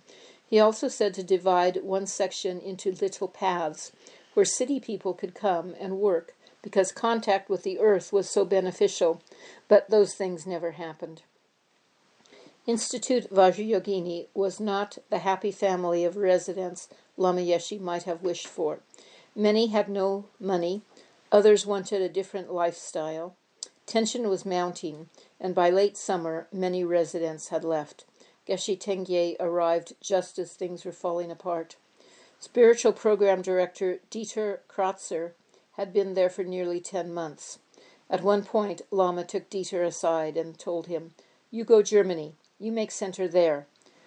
When Geshe Tengye heard this, in a desperate moment, he said to Dieter, "You won't leave, will you? You and I are going to stay, set up the program, and put energy into the center."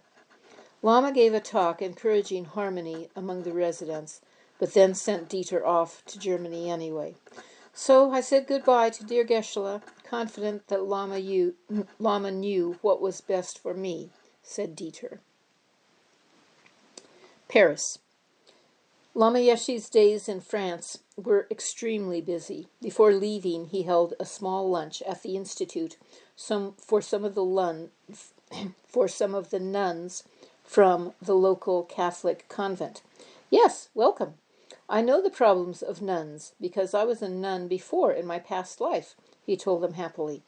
He then left for Marseille to catch a flight to Spain, but at the airport suddenly decided to fly to Paris instead and spend a few days there with Elizabeth.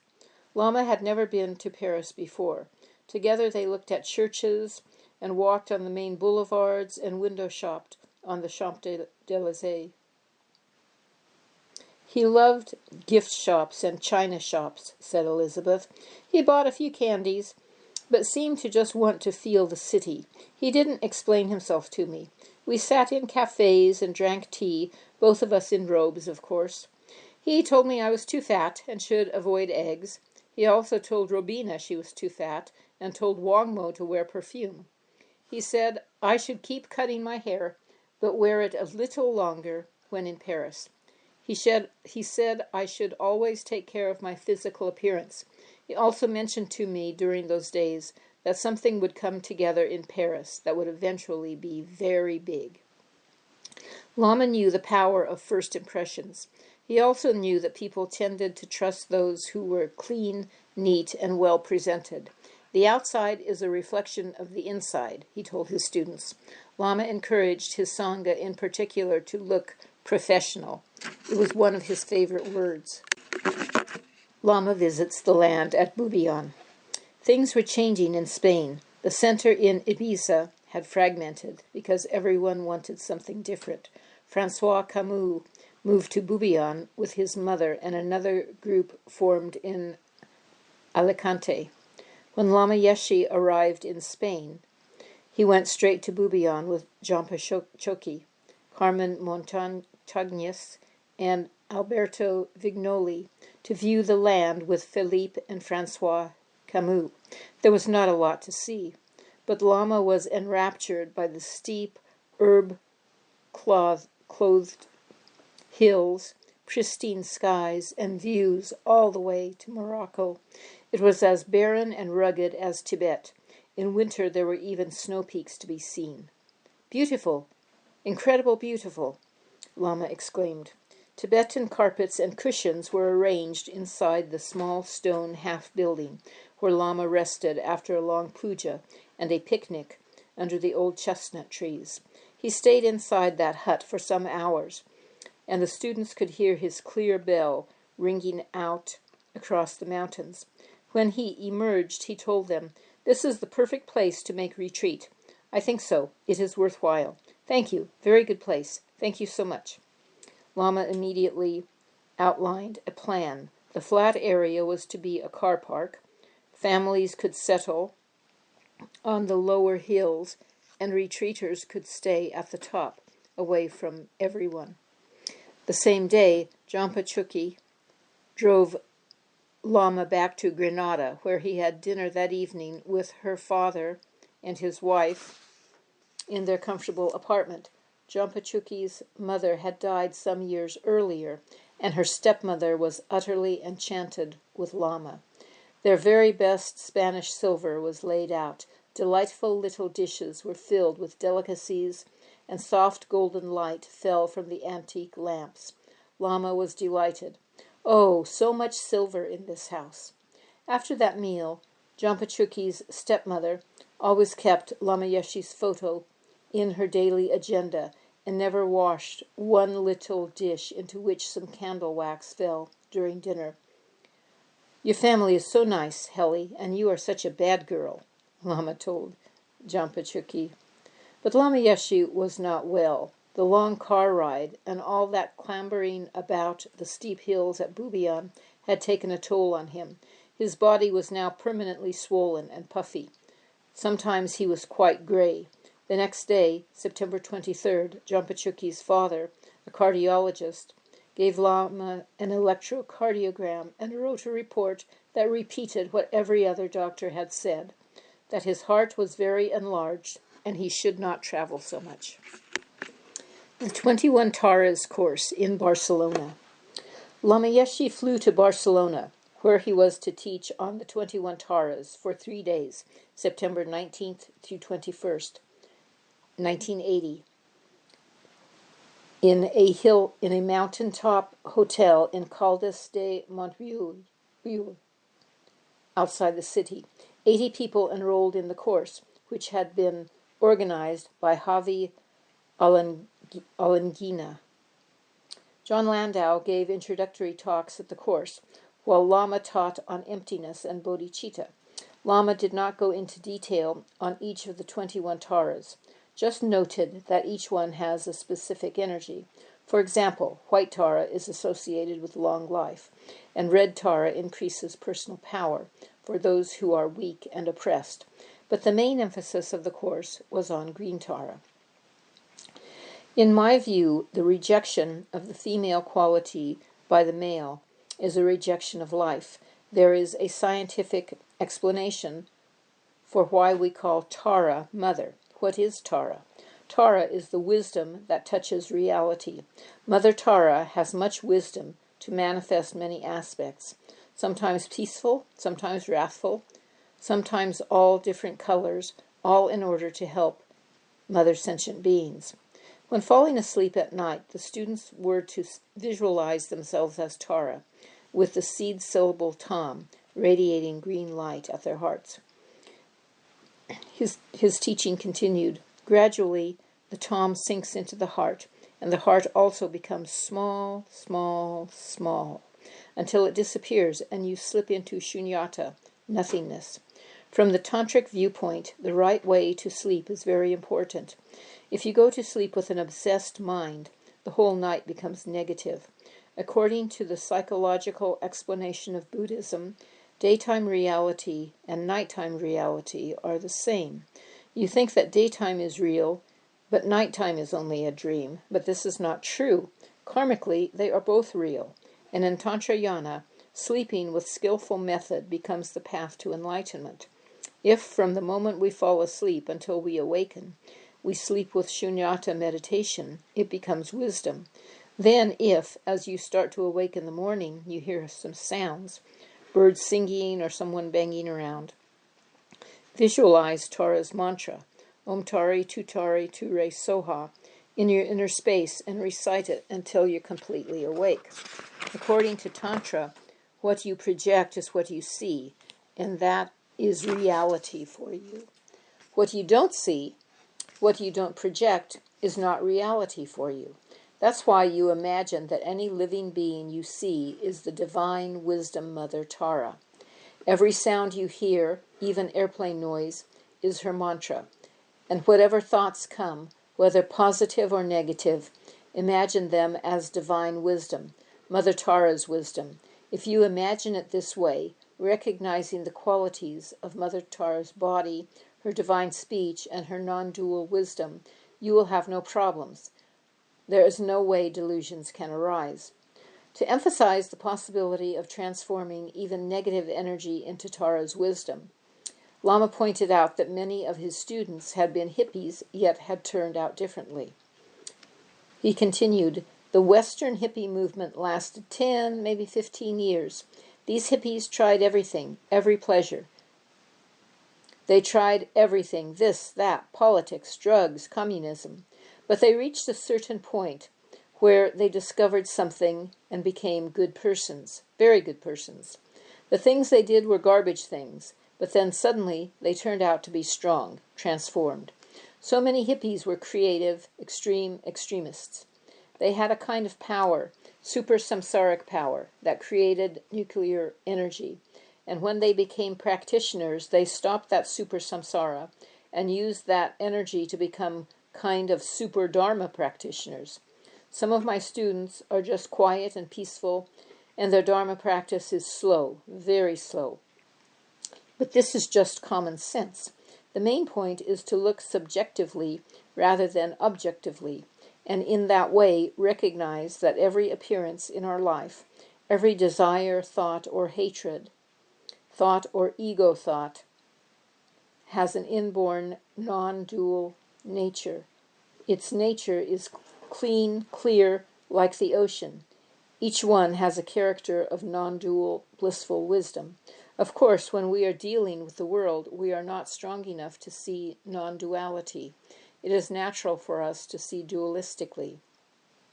But we can make a strong determination within ourselves to recognize the duality that appears to us for what it is. One cannot avoid thinking dualistically. It comes through our habitual perceptions. But inside, we can have the determination that this is illusion, dualistically appearing illusion. That we can do. That we should do. Lama spoke to his students about their dreams. Usually we forget our dreams, he said. This is not good. Dream comprehension is very important. Why are we so slow to become enlightened? Because half our life is spent unconscious, asleep. Maybe a quarter is spent eating unconsciously. In Tantra, practically speaking, we can make every important movement of energy become wisdom. It becomes awareness, mindfulness. It is very important to become mindful of our dreams. So, before you go to sleep, make strong prayers to Tara to give you inspiration to be mindful of your dreams and to recognize your dream as a dream. That is good enough. Then put your head in Mother Tara's lap and fall asleep like that. In this way, your sleep becomes more conscious, less unconscious. This is the best way to sleep. Using every possible example from daily life, Lama continuously strove to bring home the core Buddhist understanding of emptiness to his students. He said, perhaps if I explain it in a simpler way, the minute you check up with ego, how you feel, how you are, what you think about yourself, you can only think about the previous you. The previous one is, finger snap, gone already, isn't it? It is non-existent. The ego is very slow. I tell you, it doesn't matter how intelligent the ego may be, it is too slow. It thinks that yesterday's me is somewhere around here still. That's too late. Even from the relative point of view of time and space, it's unrealistic. In Buddhism, when you seek shunyata, in that moment when you are aware, that mindfulness cuts the non-existent appearance, which is totally non-existent. And let me repeat, that mindfulness cuts the self-existent appearance, which is totally non-existent. That is the way to seek shunyata. The skill is how to observe the ego's interpretation. Whenever there is emotional excitement and the ego manifests, the I projection arises strongly. That is the moment when you get the chance to recognize it. For example, when you are angry. That is a very important moment. Remember, philosophical doctrine is not important. Intellectual religion is not important. That's why many intellectually religious people, intellectual Buddhists, intellectual Muslims, intellectual Christians, they miss the point. Just making things philosophical doesn't work. Destroying the intellectual ego and making another one is just sublimating. The main business is our intuitive inborn ego. Lama gave instructions on how to set up the visualization of Tara on a lotus and moonbed, and how to absorb this image into oneself, so that one manifests as Tara, radiating clear green light. Upon that, one adds divine pride in oneself as Tara, which is why it is so important to meditate on emptiness before making the absorption. At the end of the course, Lama offered a transmission giving the students permission to do the Dorje Kadro fire offering practice, but added, if you don't want it, then okay, you just meditate as Tara. The Dorje Kadro fire puja is held at the end of certain retreats to purify the mistakes made during retreat. In France, Lama had given a short explanation of how to do the puja. Make a small fire. First meditate on the non-dual shunyata nature of the fire. Then, from the non-dual space fire, visualize the very powerful, wrathful Buddha called Dorje Kadro, whose mouth is open like a black hole. Dorje Kadro is very powerful in taking away all impure energy. Just as when a peacock eats poison, its feathers become very beautiful and magnificent. In the same way, Dorje Kadro takes in all our impure energy and becomes an enlightened, blissful experience for him. Then recognize that the main point of doing this practice is to develop great compassion wisdom, compassion, bodhicitta, and non-dual wisdom. Make up an offering, a mixture of many different things, which you will burn in the fire, imagining that Dorje Kadro is in the fire and destroying all the negative energy. If you can get them, black sesame seeds are best. Otherwise, get something else black, and then add a little bit of kusha grass or some other grass, some flowers and long life grass, a little barley, a little honey, a little butter, and then mix it all together. Then sit on your meditation seat in front of the fire. In your heart, imagine a small, very dark light radiating throughout universal space in all 10 directions, magnetizing all disease and problems, all the world's problems, all the grasping problems, all the Middle East problems, all other people's problems, your friends' problems, any problem you can think of. All that energy is absorbed into that dark seed in your heart. Then imagine that wind energy rises up from your feet through your central channel. At your navel chakra is a red-hot glowing seed that is heated by the wind, such that the fire there becomes stronger and stronger each time the wind blows. At a certain point, there is a strong explosion of fire up through your central channel. This pushes that very dark light at your heart, containing all the problems and diseases, upward and out through your nostrils, exiting in the form of the worst sort of creatures you can think of, scorpions, snakes, spiders, and so forth. They come out through your nostrils and sink into the black sesame seeds. As you recite each Dorje Kadro mantra, offer with a teaspoon the black sesame seed into the mouth of Dorje Kadro in the center of the fire. This is very powerful, very useful. For example, if you are feeling totally confused and don't know what you want, just go to some place, a mountain or somewhere, and do this. I guarantee it will cut through all your confusion and not knowing. When you're looking at the fire, it's so easy to visualize all your garbage thoughts being burnt, becoming fire. I think this is good for the wounded mind to be healed naturally. Another thing is that if any of your family members are having difficulties, you can do this meditation for them, taking their impure energy into your heart. You can change the atmosphere of their heart. It will help them. While in Spain, Lama told Jampachuki he had something to say to her and that she should write it down. He handed me a text and said, "This is for you to translate. So now you should write down that it is 11:15 on September 27th, 1980. You are responsible for this translation. I want you to make sure the phonetics are done and the prayers written out so that an individual can follow them. And this has to be ready before Lama Yeshe dies." I was horrified, but he continued, "Everybody has to die. So write down the time and the date I am giving you this text." He said that when he died, as many students as possible should come to where his body lay and do 1,000,000 Vajrasattva mantras there. That by doing this, his body could be kept for 1 year. He said we should do Vajrayogini self-initiation first, then Hayagriva self-initiation, then Yamantaka self-initiation, then Tara Chittamani, Haruka Chakrasamvara, and Guhya Samaja. And we should also perform Mahakala Puja every night. You call some good geshis for these initiations. All the students and the Tibetan monks should do the Vajrasattva practice too, he told me.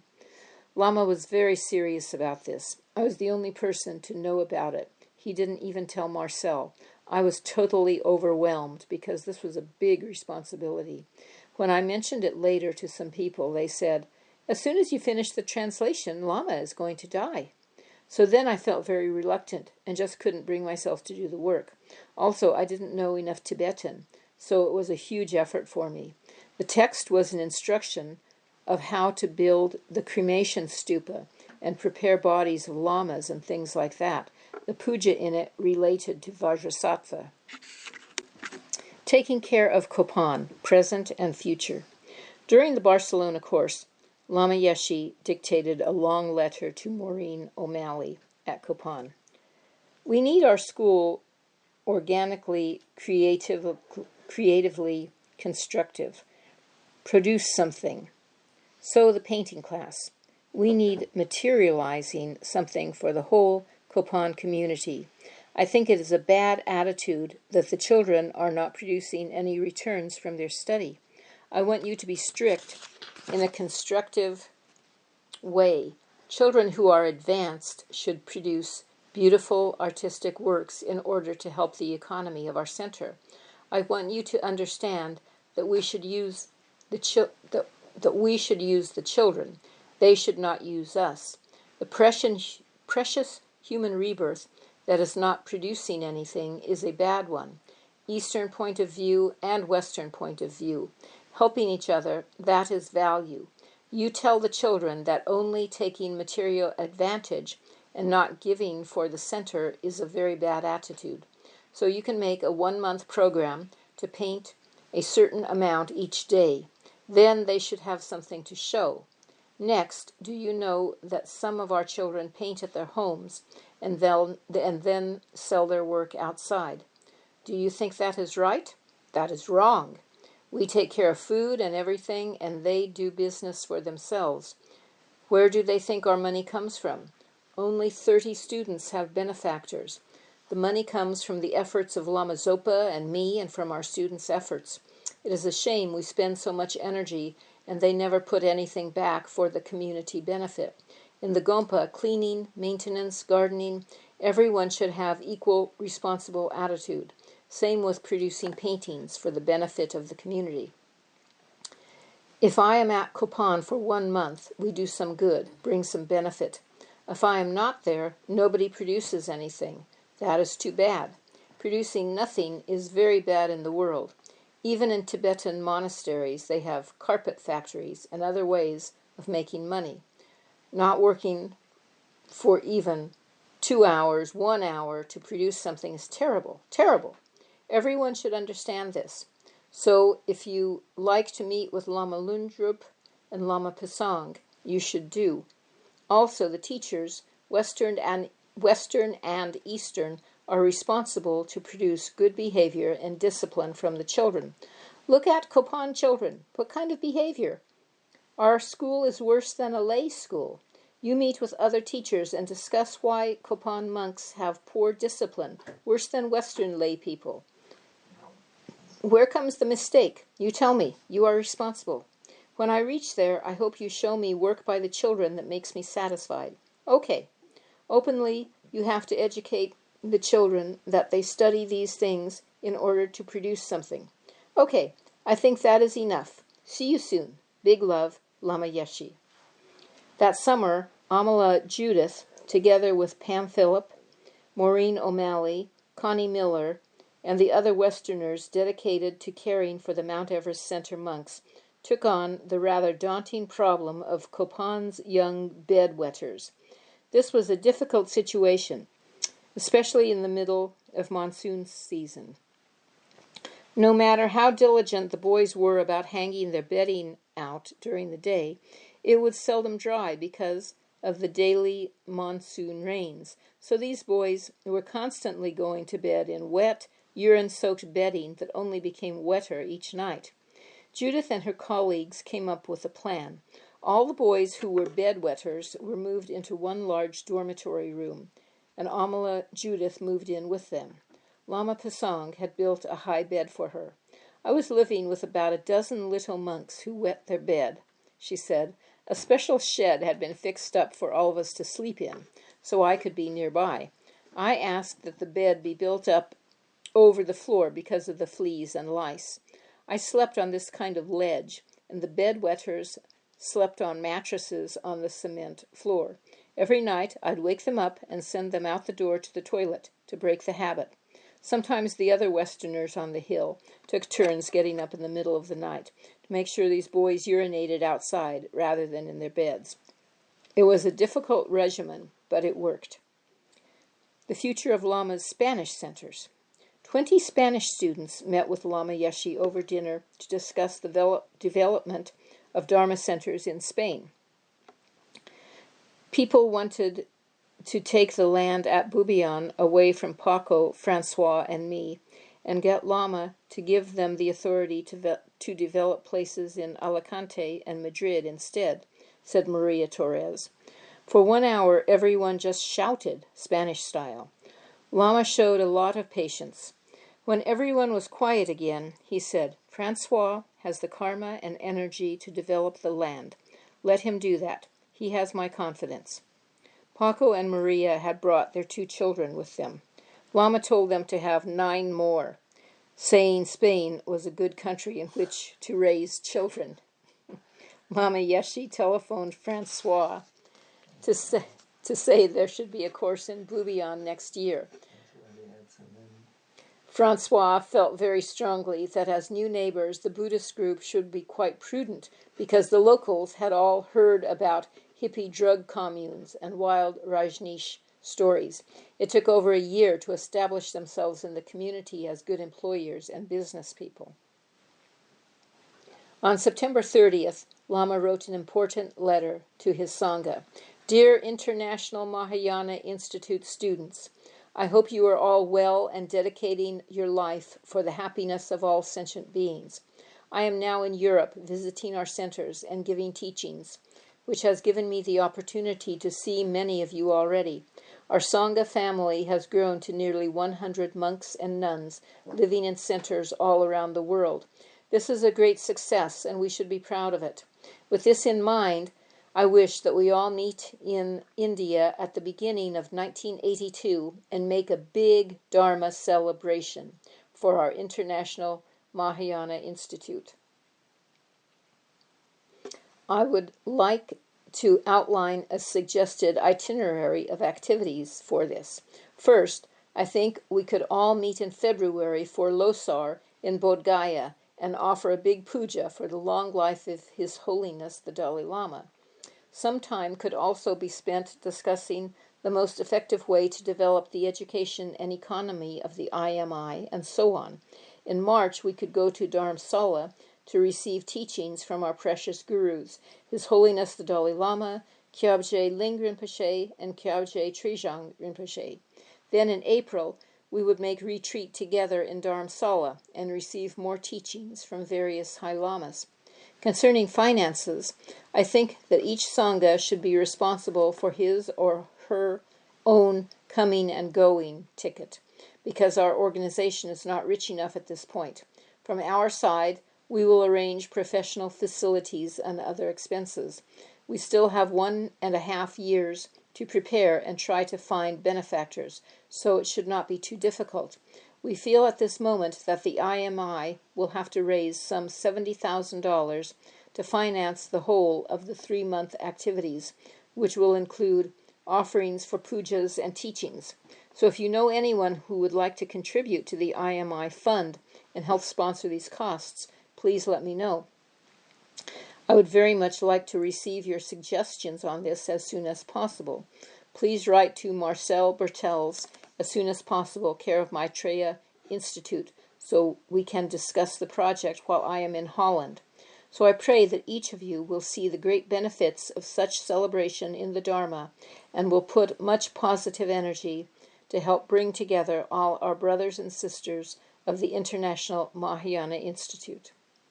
When Lama Yeshe departed from Spain, among those bidding him farewell at Barcelona airport was a couple who brought along their 2-year-old son.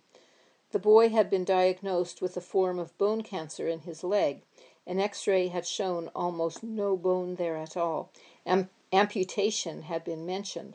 However, other doctors insisted it was osteomyelitis, an infection of the bone or marrow. Worried out of their minds, they asked Lama to bless the boy. He placed his hand on the leg and said, "Oh, this is nothing. It will just finish." The boy subsequently had radiation therapy. His rate of recovery was so unusually rapid, doctors declared themselves truly amazed.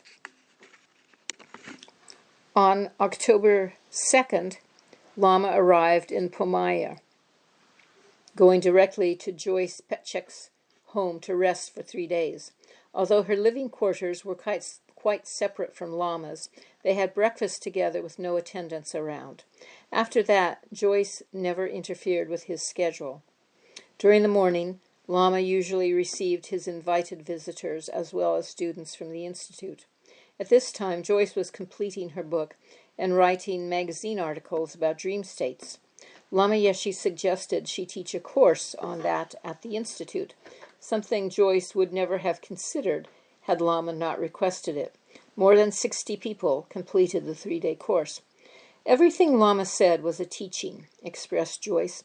"Once I told him I couldn't cope with the commitments taken during initiations. He said not to worry about them, that writing and needlework were my meditation." Another time, Lama spoke about the hidden Etruscan cave tucked down a hill on my property, with many arches that once held statues.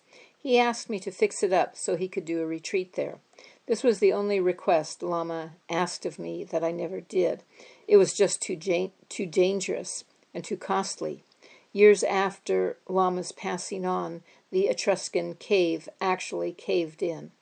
Prior to that, when I finally visited Copan, he said, "What took you so long?" He made sure I was comfortable there. Before arriving in Italy, Lama Yeshe had asked that Francesca Piatti and Piero Siriani be his attendants at Casalone.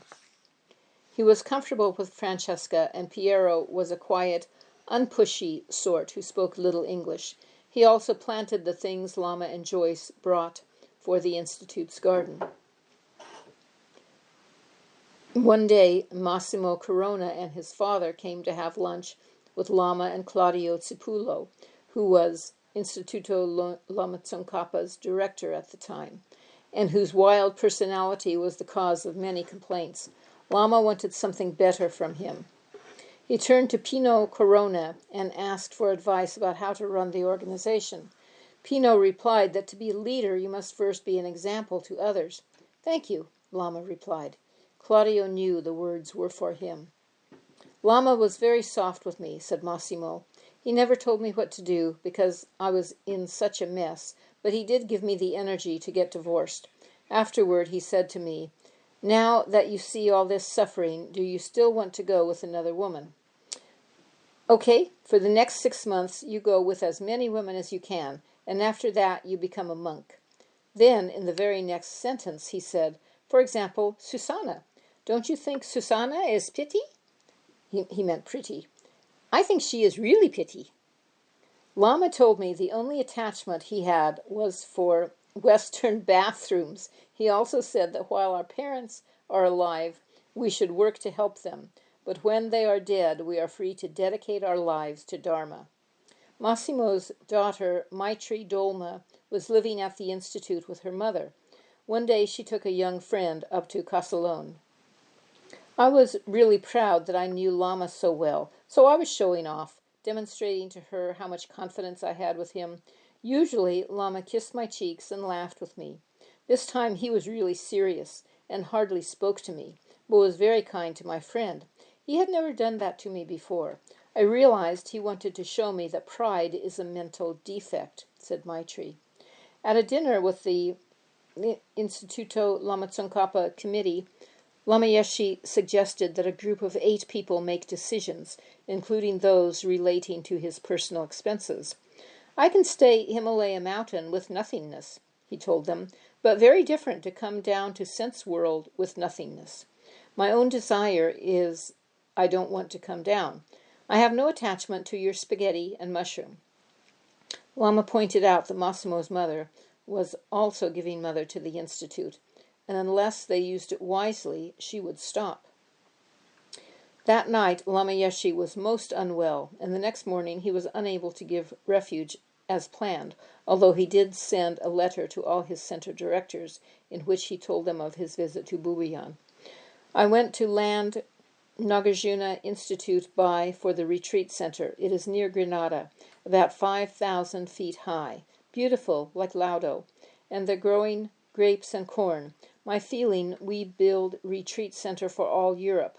I hear in London meeting, all centers agree to help Nagarjuna financially. I think very good. The following day, October 9th, His Holiness the Dalai Lama visited the Pope in Rome. Many people from Instituto Lama Tsongkhapa wanted to go, but Lama thought it better that they stay at the Institute. Instead, he conferred the empowerment of four-arm Mahakala to 45 people, with the commitment of a 10-day retreat, followed by Dorje Kadro fire puja. The next day, Geshe Yeshe Tobten returned from Rome with Geshe Rabten, who gave a teaching on bodhicitta. Lama Yeshe later gave a Lama Tsongkhapa initiation to 80 people. For the next 3 days, Lama Yeshe taught in the afternoons, while Frau Kalf taught in the mornings, further supporting Lama's enthusiasm for the educational potential of combining Western psychology with Buddhism. Ciliana Bossa, a new student, had been deeply affected by Geshe Yeshe Tobten's teachings. She asked Lama Yeshe if she could take the 5 precepts of no killing.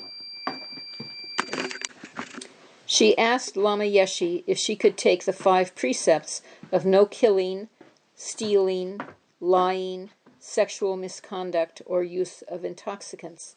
Ciliana thought she had done enough sex and drugs and rock and roll and wanted to try another kind of life. Lama Yeshe told her to take the 8 Mahayana precepts every day instead, which included the 5 lay precepts. But he never said how long I should take them for, said Ciliana.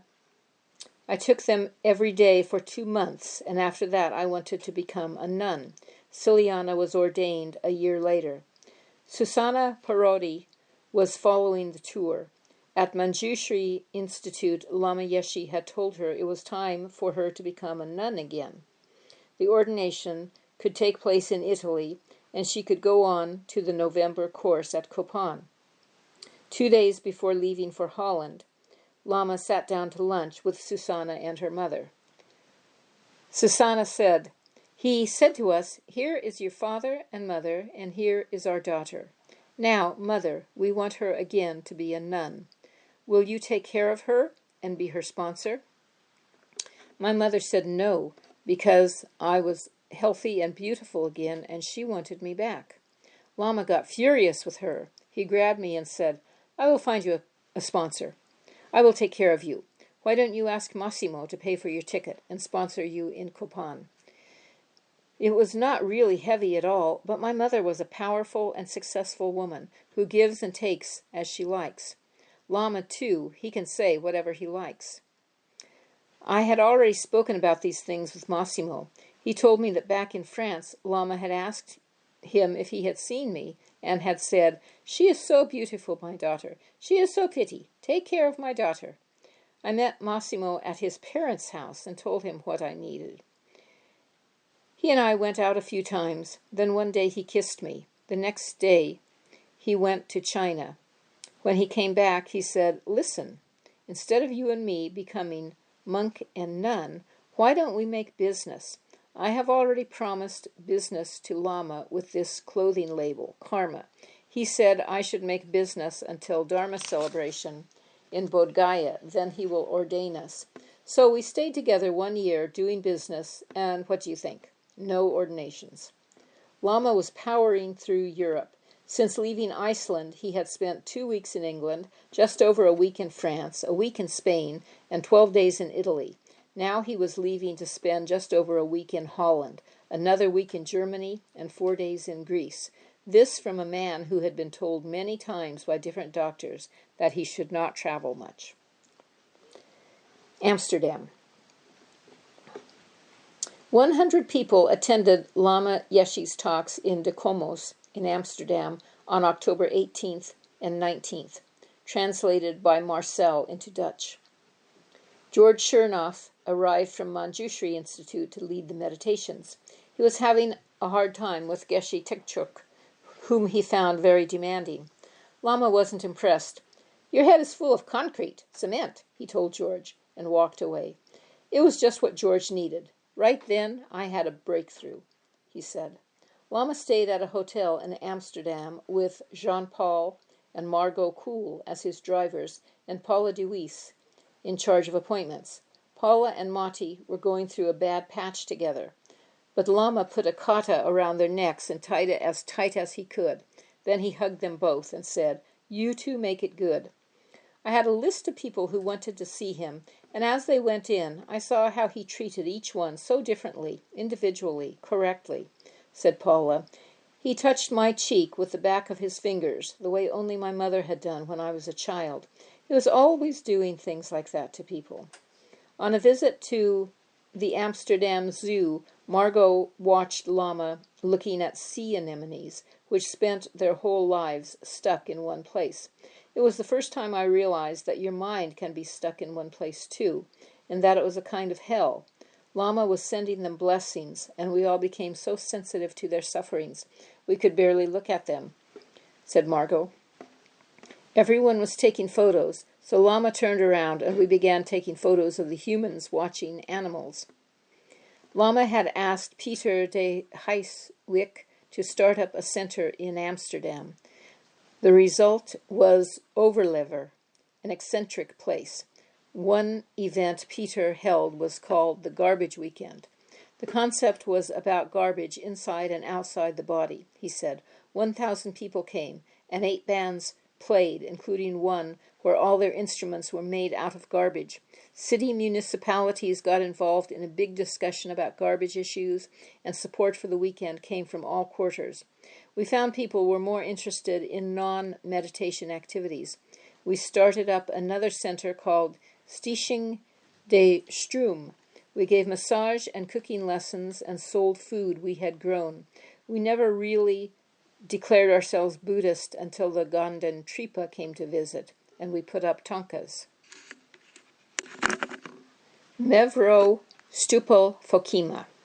Margot Kool's mother, Mevrouw Stupel-Fokima, lived out in the Dutch countryside. Lama went to her house for a quiet 5-day break.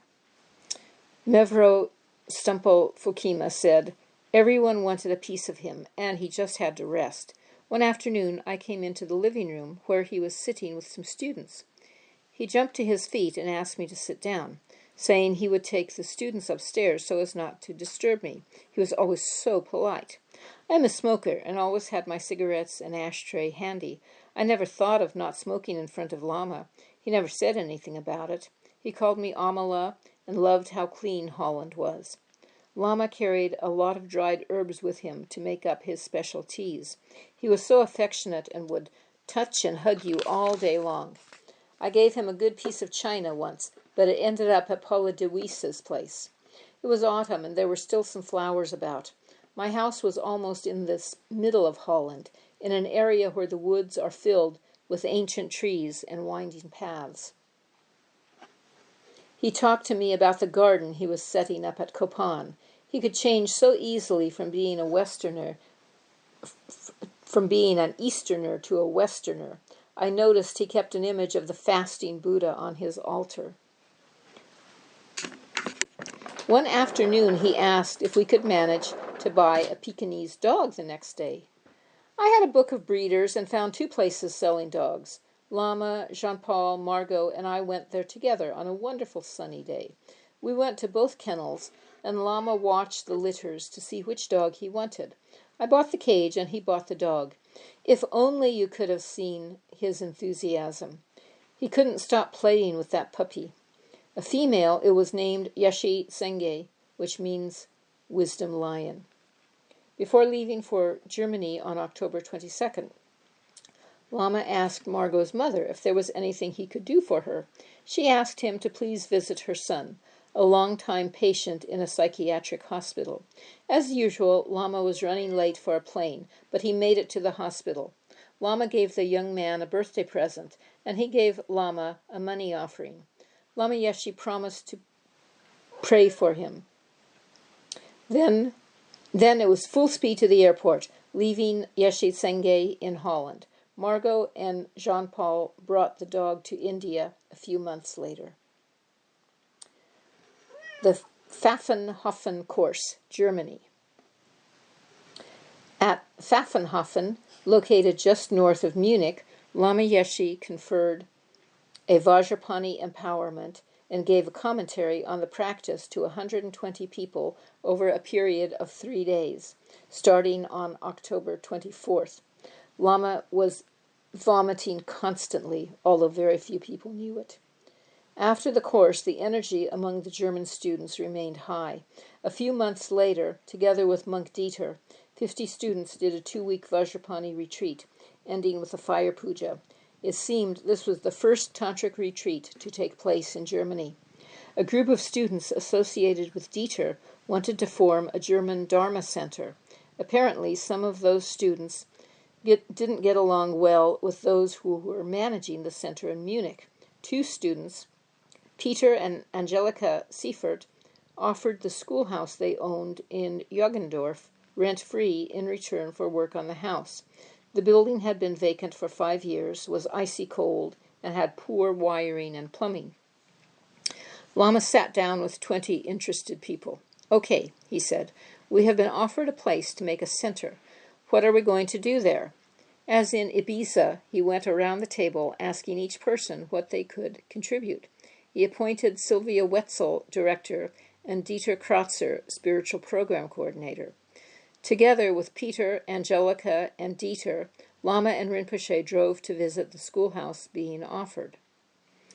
When they arrived, Lama ran through the building, up and down the stairs and into the various rooms. When he finally stopped, he said, "We take it," and that was that. Lama then told Sylvia her main job was to make people happy. At the request of the students involved, Lama agreed to call the country center Aryatara Institute. The Munich center was still functioning, under the name Vajrasattva Institute and was managed by a different group of students. Dieter moved into the Jagendorf schoolhouse to start setting up the new center.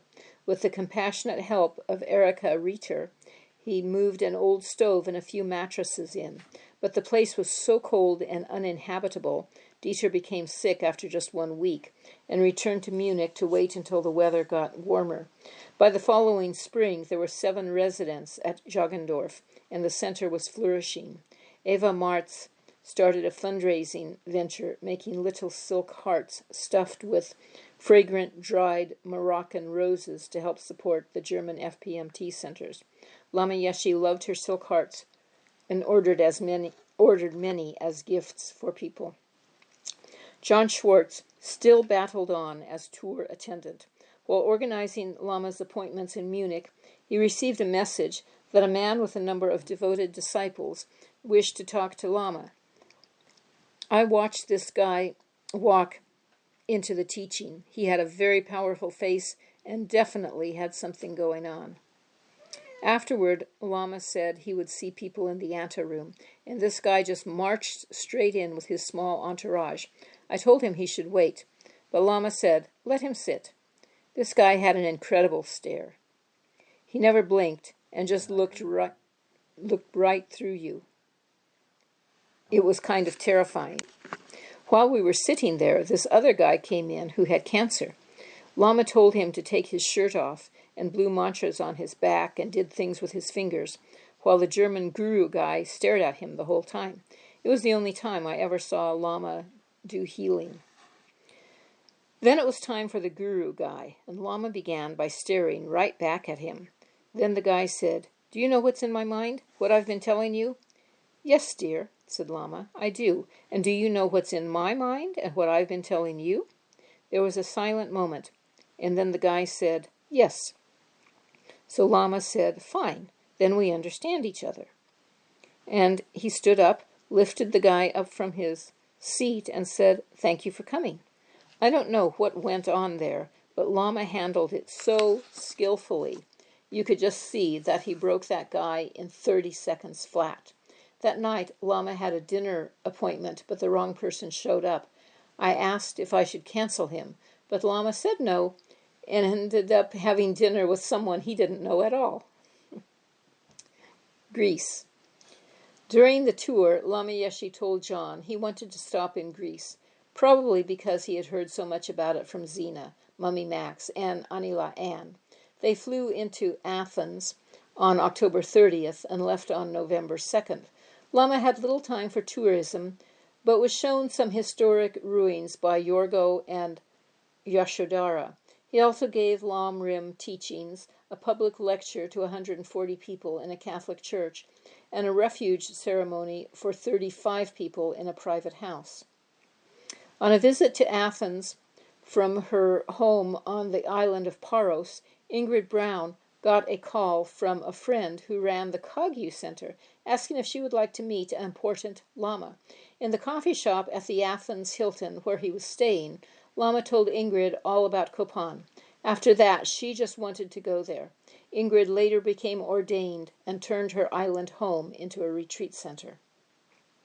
Tushita Retreat Center. The tour was over. Lama and John flew to Delhi, departing immediately for Dharamsala to report to His Holiness the Dalai Lama. John Schwartz wrote in his tour report, "Lama needs to stretch out in private. His health requires it. Always try to get him a private house, a flat, or a hotel, rather than placing him as a guest of a family." Lama was ill and exhausted, but very few of his students had any notion of just how precarious his health actually was. After all, although he might appear very ill one moment, in the next he would be exuding boundless energy. While at Manjushri Institute, Lama Yeshe was told a desperately unhappy Rob Priest to begin retreat in Dharamsala. Now he gave him more precise instructions. He knew exactly what I needed and understood me personally, rather than just handing me a bunch of prescriptions about how I should practice, said Rob. I then began what was to become 5 years of retreats. We had lunch with Jen Jampa Wangdu one day, during which I saw how significant their friendship really was. Lama was always visiting his house, and outrageous laughter poured out of it. Rob asked Jen Jampa Wangdu, Yen. Rob asked Gen Yeah. Jampa Wangdu if he would guide him through his retreats, as Lama Yeshe was not often in India. Gen Yen. Jampa Wangdu's advice was, if you die while you are in retreat, just do the self-initiation and lie down and die. The 13th Kopan meditation course. Lama Zopa Rinpoche returned to Kopan from his Australian tour before Lama and in time to teach the 13th meditation course. It ran from November 10th to December 10th. After hearing Rinpoche for the first time, Dean Alper, an American attorney, was shocked to discover how tense he was and how short his attention span. He remained plunged in misery until Lama Yeshe appeared like a ray of light and reminded him that, yes, there was laughter in the world. Dean returned for the next 3 meditation courses and became familiar with various student types, the ones who called everything purification, and others who couldn't make a decision about anything without consulting a Lama. He noted how cleverly Lama Yeshe managed both the slavish and the arrogantly learned. Many students had difficulty making up their minds about taking initiations, but Lama just told them they should make their own decisions. Next thing, they'll be wanting me to tell them when they can go to the bathroom. His constant refrain was, use your own wisdom, dear. Everyone knew that Lama Zopa Rinpoche made divinations with dice all the time, but Lama was openly displeased with those who asked for mohs for trivial reasons. After studying Dharma for just a year, Mary Colony asked Lama Yeshe if she could become a nun. He gave her a hard, scornful look and asked her if she was quite sure she had finished with men. 4 years later, I disrobed for a man, so apparently I wasn't, said Mary. Sex was a common subject in interviews. A man-hating Italian feminist told Lama she had only women friends and felt alienated from patriarchal society. I understand, dear, he told her kindly. Women do understand women better, but I think that when a woman's energy is balanced, she will like men. When Dennis Hewitt asked if he could confess his faults, Catholic style, Lama Yeshe burst out laughing. I'll never forget how much he laughed at that, but it wasn't embarrassing. His laugh was full of love and fun. Everyone celebrated the end of the course with a picnic in the park opposite the famous Hindu temple, Pashupatinath. Rinpoche had the students meditating on the ghats by the side of the river, where corpses were burning. Lama got them playing football. He gave one student a big goodbye hug, which seemed to carry some hidden message. During the 25-minute walk to Bodha, my back got hotter and hotter until it felt like I was on fire. It was an extraordinary sensation I never experienced again. Further teachings on U Tha Nam Che.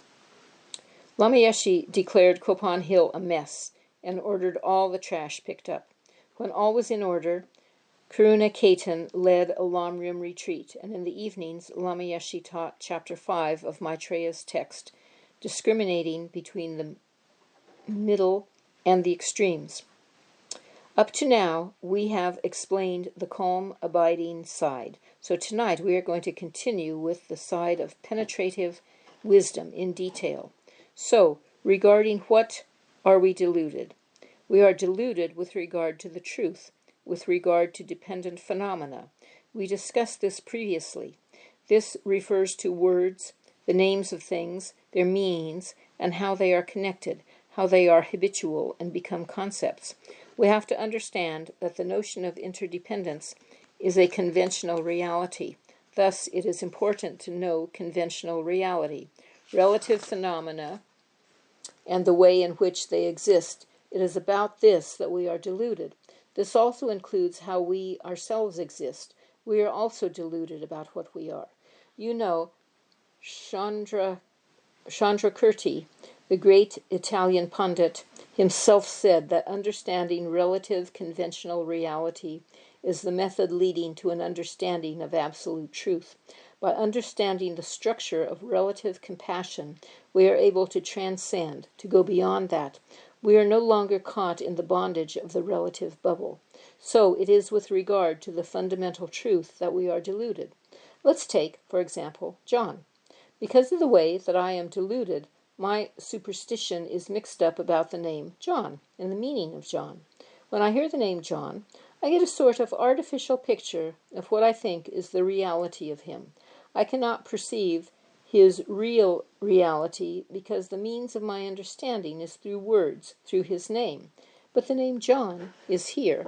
And Lama holds his hand up in front of his face, like this. So it is through this that I must try to look, to find out his reality. But the name is not the reality. This artificial cloud picture is not the reality.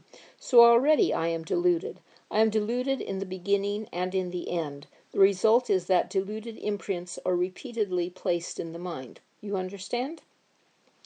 Next, we have the characteristics of delusion.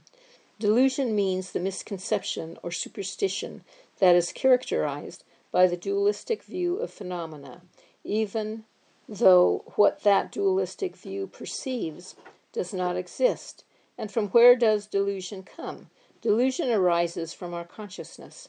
Of course, there is the philosophical view of the Chittamatra school, which talks about the ground of all consciousness, which holds all the imprints of karma and delusion and whatever there is.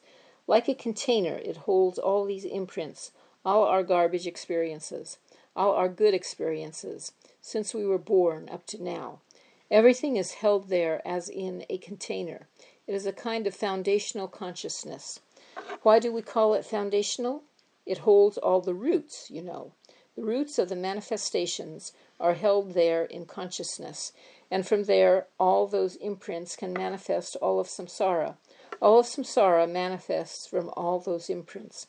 But leaving aside the philosophical points, according to our common sense, we can say that delusions arise from consciousness, which holds the imprints of all our experiences, the karma from our bad experiences and our good experiences, holding, until the necessary cooperative energies, conditions, come together. These imprints simply remain there latent, but when all the cooperative conditions come together, the seeds are there, and the cooperative causes are now present, and PAM! They manifest in an experience of samsara. They again become a samsaric reaction. We react. From that, then, deluded actions and functions arise. From just one moment of superstition, reaction after reaction after reaction, one after another are accumulated. Endless superstitious reactions. And Lama then laughs as he winds his mala through his fingers. Because of cause and effect, the functioning of causation, from delusion comes delusion. In other words, hallucinations. In Buddhist terminology, we refer to this state of delusion as hallucination. In other words, we do not see reality, but are always perceiving wrong projections. So what is the cause of the wrong projections that appear to the mind? The cause is the repeated perceiving of wrong view, which creates imprints that are stored in our consciousness.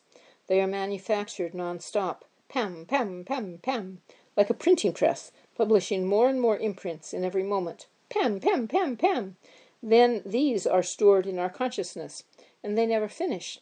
They are just held there, like a treasure of superstitious imprints. It is from there that all delusions arise. We have to understand this clear.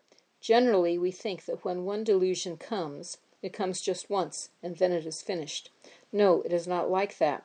One delusion produces 100 delusions. One superstitious mind has the ability to produce 100 reactions. And that 100 has the ability to produce 1,000. That is why it is not easy for us. In Western culture, we are almost forced to watch television. Everybody does it. And there are so many incredible things shown on the television, and we watch them. It seems so simple. You just sit there, the TV is on, and you seem to be doing nothing. But as you watch, each moment is recorded. Moment after moment, imprints are made, tremendous imprints. And tremendous negative imprints arise, unless you see and recognize these things as characterized by non-duality, as like a mirage or a dream. Recognize that.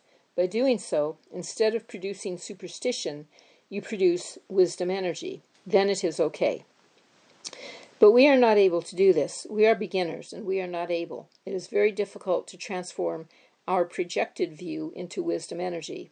It is possible. We cannot say it is not possible.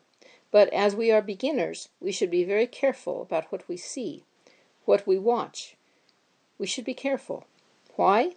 Because the object itself also has the power to delude, the power to be superstition, hallucination. The object also has power. Because we have magnetized the energy of superstition inside, objects outside also come together as delusional. Remember in the Abhidharma Kosha, it says that the cause of delusion is incorrect imagination, or, as we have called it, superstition. You always imagine the object incorrectly, and it says that we have this incorrect imagination already. So, as you already have this superstition that sees incorrectly within you, then the external object appears, and you come in contact with it. Then, pam, delusion arises. For example, while we are here in this primitive tent in Nepal, you don't have a certain particular New York pleasure-grasping mind, do you? Because the object isn't here. The particular object needs to be close by. It's when the superstitious thought is there inside and the external object is in close proximity, delusion arises. That is why I am saying that we usually perceive things unconsciously and think that it doesn't matter what we are seeing. But everything matters. Our minds are uncontrolled. Thus, as I am trying to demonstrate, it is very difficult to see objectively and not be deluded. Good. So now we understand what we are deluded in regard to, the characteristics of delusion, and from where delusion arises. Now it is clear. In addition to all the other things happening at Kopan that winter, another course on Tibetan medicine had been organized. However, the Tibetan doctor who was to teach the 6-week course failed to turn up. Barry Clark, who had just qualified in Tibetan medicine, and Gyatso, who agreed to teach meditation, filled the gap. It was arranged for another Tibetan doctor from Kathmandu to teach the course, but he proved more interested in propositioning the female students than in teaching. "He is Tibetan hippie, no good," said Lama Yeshe when Gyatso reported him. Lama Yeshe's considerable skill in medical science was not known to most of his students, who, had they known, would have undoubtedly brought him a flood of complaints. "Please be careful with doctors," he wrote to one student. "Do not let chop your body easily. Sometimes doctor makes mistakes. They make presumption. Take Hayagriva pill and Panax ginseng extract first thing each morning and at night before going to sleep." A girl with amoebic dysentery for whom Tibetan medicine was proving ineffectual, he offered simple common sense. "Better you take antibiotics and get rid of it quickly, then use natural medicines to restore your body afterward." Diana Vendee had come to Kopan to teach English to the Geshes and the boys. She had spent long enough at Manjushri Institute to know that Lama Yeshe's advice was often extremely individual. He asked me to write out the Medicine Buddha mantra, saying he wanted to put it on the blackboard in the courtyard. He leaned over and repeated the mantra very clearly several times, but it never did appear on the blackboard. He was saying it just for me, said Diana. While at Copan, I was also helping Lama Zopa translate texts.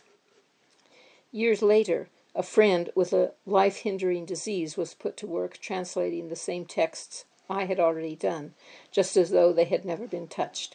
But that was her spiritual medicine. Weakened by a bout of giardia coupled with toothache, Diana slipped and hurt her spine while going down to the spring to wash.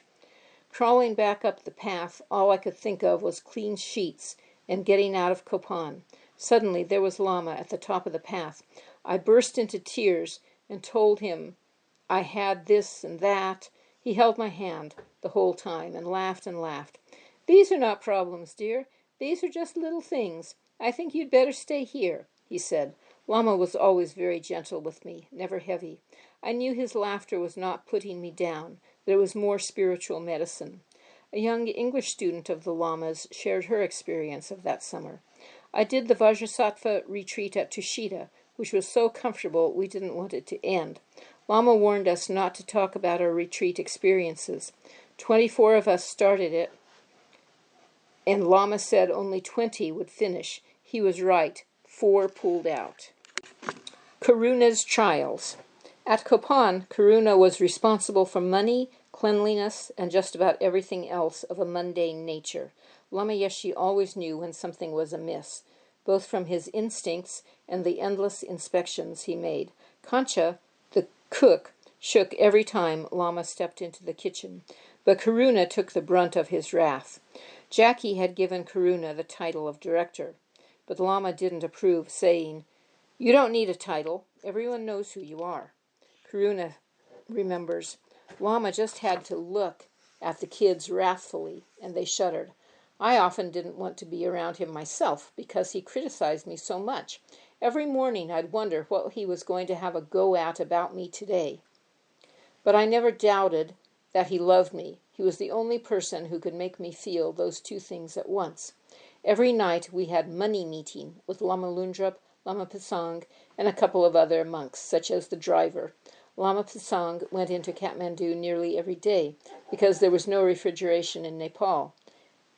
Inevitably, if he left with 2,000 rupees, he could account for 2,500 or 1,400, but never 2,000.